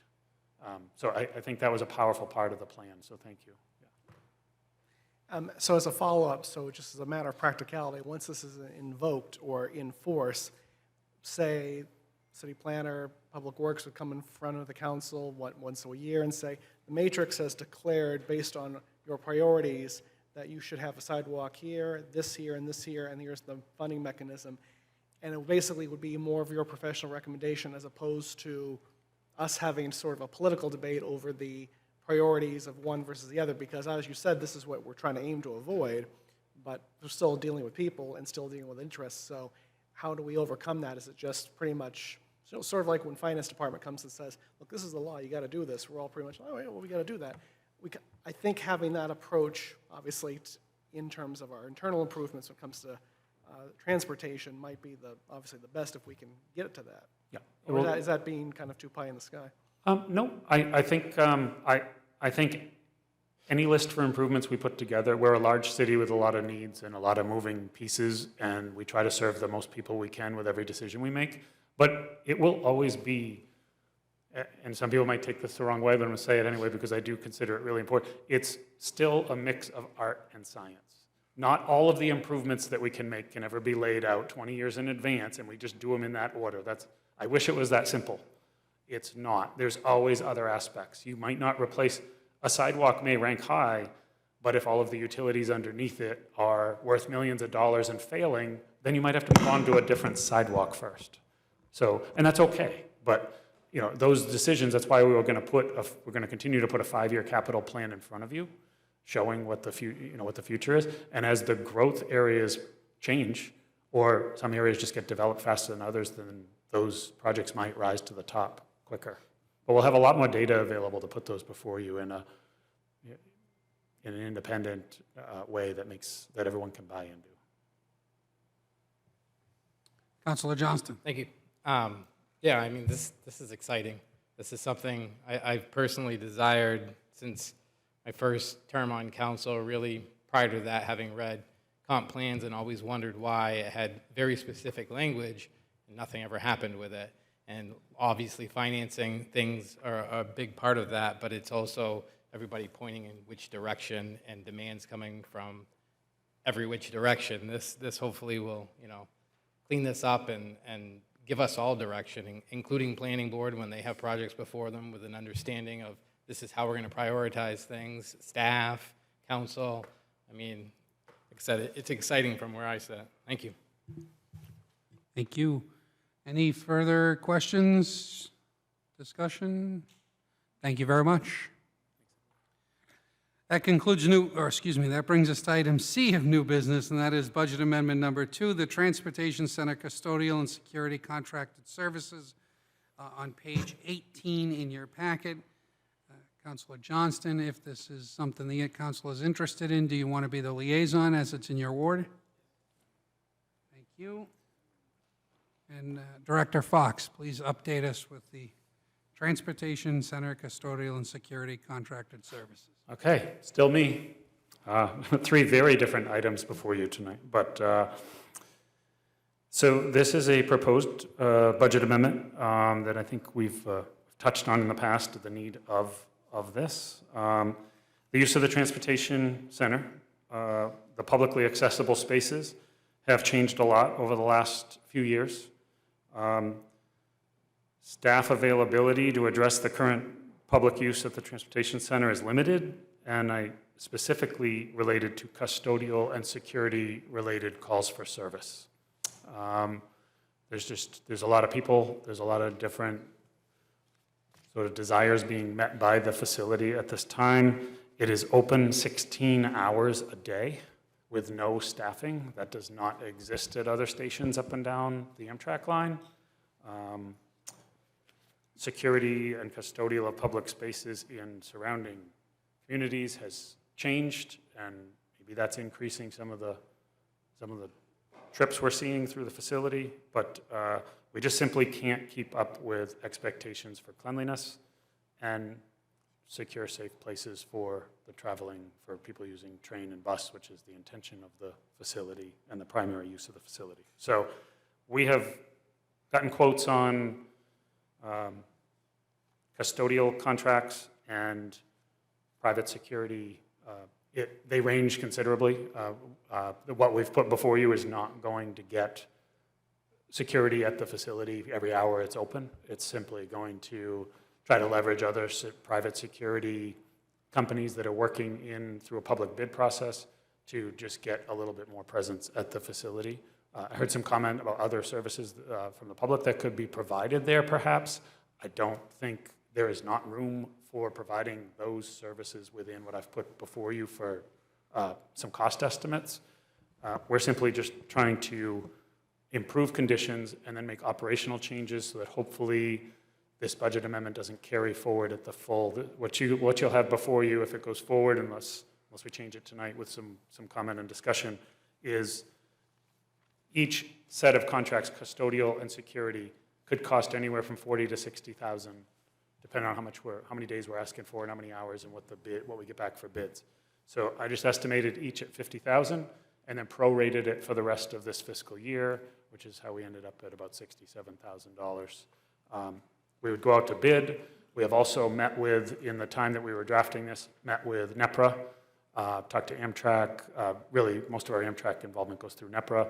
I've talked to Chad, the executive director at BZUB Transit, about some of the operational changes we could explore there and what they see from their customer bases and what might help improve it as a city facility and address these things as well.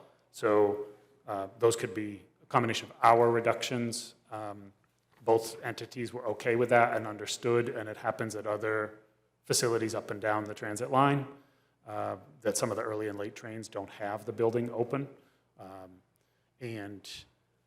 Parking in the lower parking lot could move to paid parking. There were some questions in the agreement that we have about providing parking for Amtrak users. If we could do that, we got clarification that we can, so there's a future offsetting revenue to help cover some of these. But I think the need for this is overdue, and we'd like to get these contracts out as soon as we can to help clean the facility up and just change the feel of it the way it is right now, heading into the winter. Thank you. Happy to answer any questions or potentially adjust the budget amendment request if it's not clear. Any questions? Councilor Hatch. Thank you, Mayor Doyle. I understand, we got to take baby steps here, and I appreciate that. But I do think, given the public testimony this evening about the integration of some social service element would be worthwhile, at least keeping on our radar screen. And I recognize that that might likely impact the cost of the process. But I think that was a really good suggestion that we ought to just kind of keep in mind. The other thing is whether or not, and I guess this is a general TIF question, the transportation TIF, is it possible to use any of that funding for this purpose? And that's a question you don't have to answer. I can. Okay. I sought that out. I always seek out that as a potential first funding, or at least Good well for you. before the general fund. So the custodial and security will not be eligible for that. However, in our follow-up meetings with NEPRA, we did learn of a program that they've started to help with station improvements up and down the line, where some of the stuff that we're spending money on now would be eligible to submit for reimbursement, potentially through NEPRA and Amtrak. So that was another nice offsetting revenue, though not direct funding of this, would certainly reduce some of our other annual costs. And some of the social service stuff, I'm not going to speak to, it'd be well outside my realm or anything, but there has been some done through this chief's department. So maybe he can update you if you'd like. Chief Clements, do you want to address the item that was brought up by Councilor Hatch? Sure. So the City of Saco Police Department does have a licensed clinical social worker. She does spend time down there. In addition, the Director Salas applied for, in conjunction with the police department, a grant to hire another social worker, as well as get some vehicles for him. We're waiting to hear back on that. So we are looking to bolster that and have those folks available, not just at the train station, but the entire city. Kudos. That's great. Thank you very much. Councilor Berman. Yeah, Chief Clements really previewed my question, but just to add some support that the grant is great. If it doesn't come through, perhaps this is a collaboration that could come back as part of next year's budget. I think these services are really important. Councilor Archer. Yes, thank you, Mr. Mayor. So I just more of a comment, just a topic that I'm aware of. Pre-COVID, we used to have a lot of people with low intellectually disabled, people with intellectual disabilities, and they would use that as a hangout during the daytime, and I was completely fine with that. I would just want to make sure that when we start instituting some rules, that we're still cognizant that it's still a public space, that we're not trying to push people out, especially if they're using it in the manner that is considered appropriate. So again, it's not to shoo people away, it's just to make sure that it's a safe environment for anybody who wants to use it. That's my intent of having security on site, not to necessarily say, oh, you've been here for 2 hours, you need to move on. So. No, I think it's a delicate topic, but I think staff recognizes, I mean, it's a beautiful public space. We just want to keep it beautiful and usable for all of Saco's residents and visitors, and we're certainly not trying to create no one involved in any of the conversations I've been in is trying to create an environment that is is not welcoming to all people that want to be there. And the reduction of hours, we feel like in talking to all of the user groups and constituents that use the facility, the reduction in hours is probably not going to, if we do head that way as well, it would still be a good, 8 to 12 hours open 7 days a week. So it shouldn't impact like people going there for a few hours in the day or meeting people there. Thank you. If there's no objection, this will be on the October 2nd agenda. With no objections, we'll have it on the agenda. Thank you very much. Yep. That concludes new business and brings us to item 11, administrative update. City Administrator Duras. Yes, thank you, Mr. Mayor. I'm pleased to announce that the City of Saco has been awarded the Distinguished Budget Presentation Award from the Government Finance Officers Association for the current fiscal period. This is the 5th year in a row that the City of Saco has received this award. The award reflects the commitment of the City of Saco and staff to meeting the highest principles of governmental budgeting. Congratulations go out to the finance staff, Glennis Salas, our Director of Budget and Fiscal Analysis, for receiving a certificate of recognition for budget presentations and her outstanding work in achieving this award.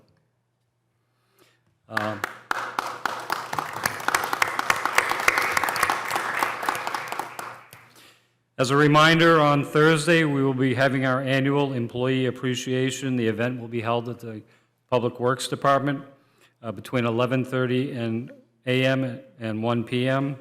City offices will be closed during that time to allow customer-facing employees the opportunity to participate. We appreciate your understanding. Upcoming agendas for next week, October 2nd, public hearing, City Code Chapter 102, Fire Prevention Revisions, public hearing, amendments to Chapter 15, Unassigned Fund Balance Policy Updates. First reading, Budget Amendment Number 2, Transportation Center and Custodial and Security Contracted Services. One reading for the donation of Clark's Hill, and we'll have an update from Saco Main Street.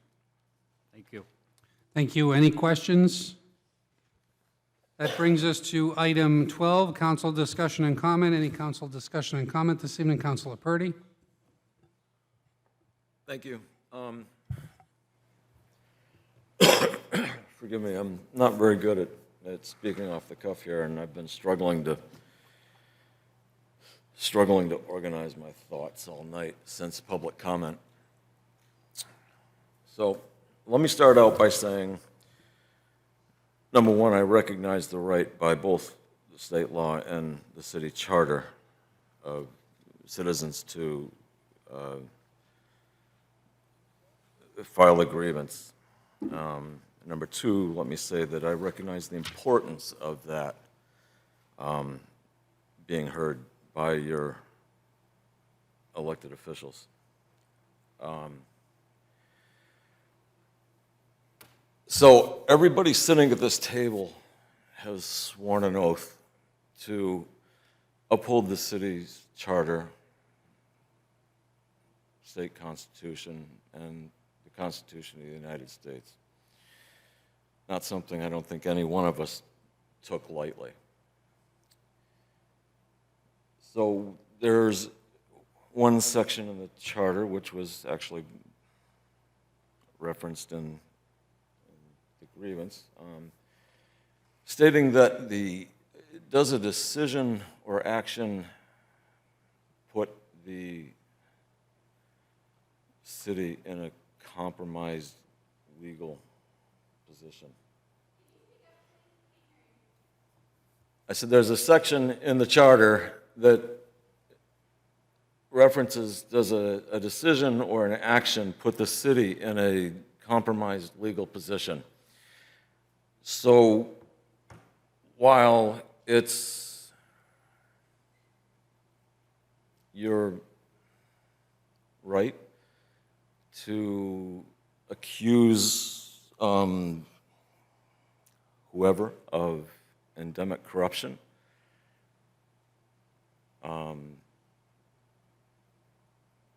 might I suggest that looking at this from all angles, that because of some of the sensitive nature of some of this public grievance that's coming to the meeting tomorrow, that erring on the side of caution,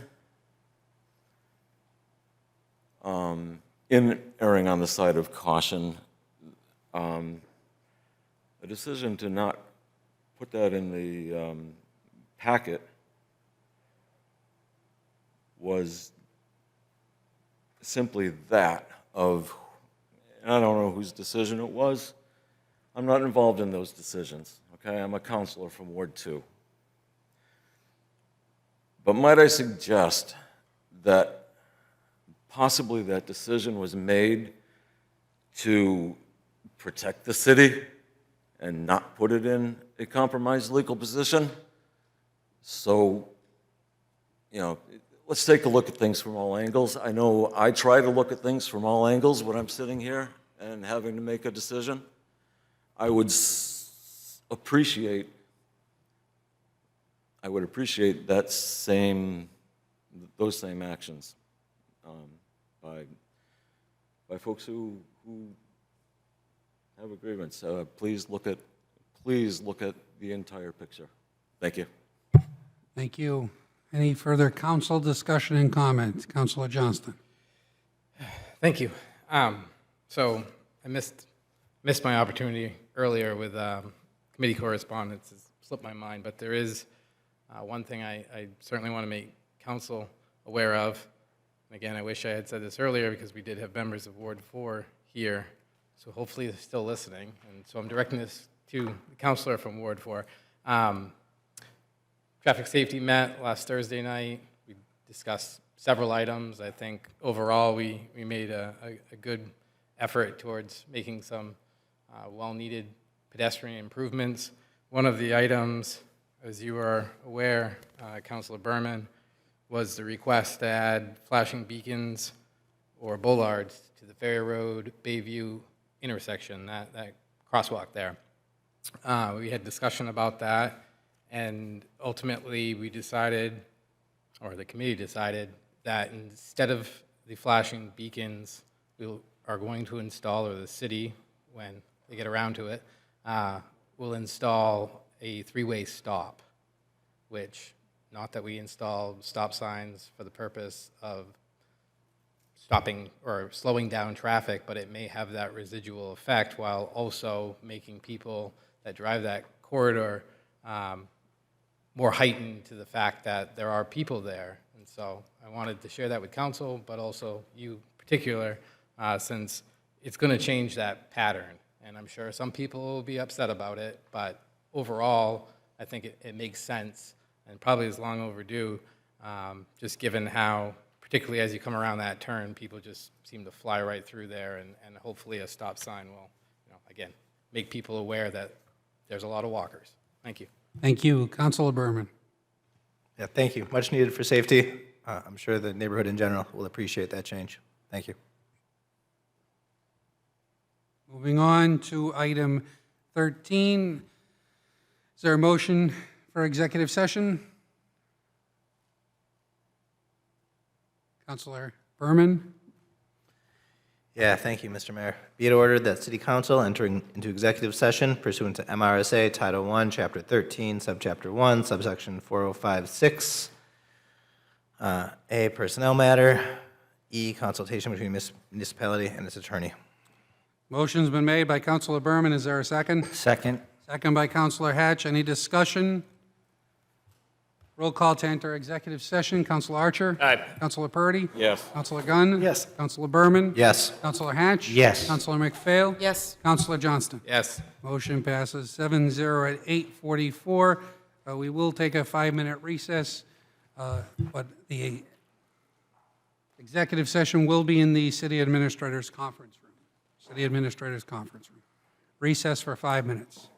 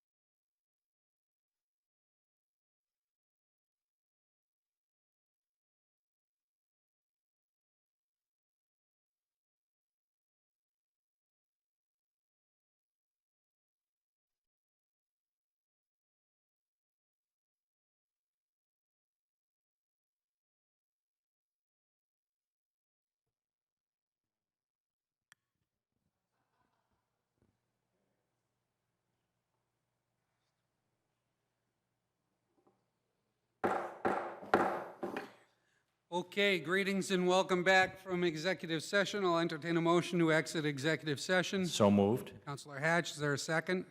Second. Counselor McPhail, any discussion?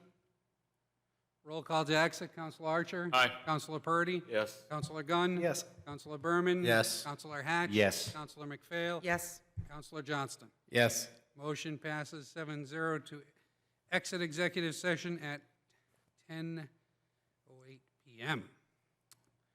Item 14, report from executive session. Counselor Johnston? Thank you, Mr. Mayor. I'll try to read this slow and clearly for everyone.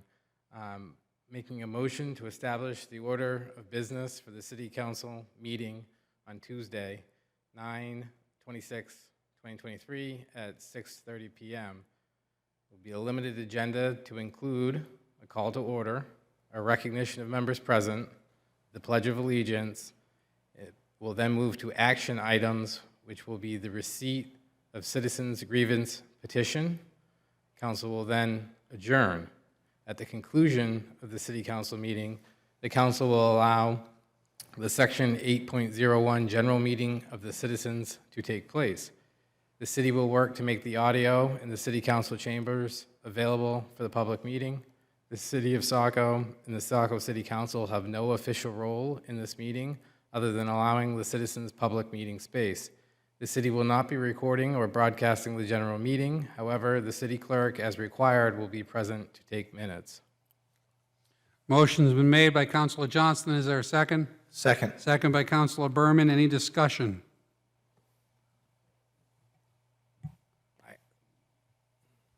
Did you want to say anything about the time limits? I should have brought that up. Thank you. Counselor Johnston, do you want to speak on the time limits in your motion and amend your motion? Well, I think we had determined that our past procedures is nothing past 9:30, so I would amend to include the 9:30 time limit. And again, if the proceeding needs to go beyond that, the public can, of course, postpone or take up their meeting in the future. Counselor Berman, are you agreeable to the friendly amendment? Yes, Mr. Mayor, I'll second that amendment. Thank you. Okay. With that, any discussion? Counselor Johnston, you had your hand up. I apologize.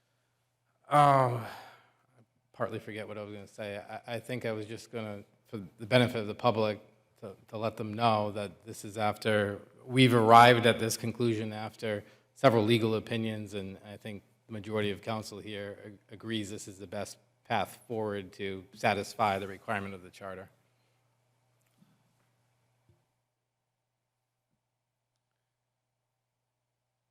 Thank you. Any further discussion on this item?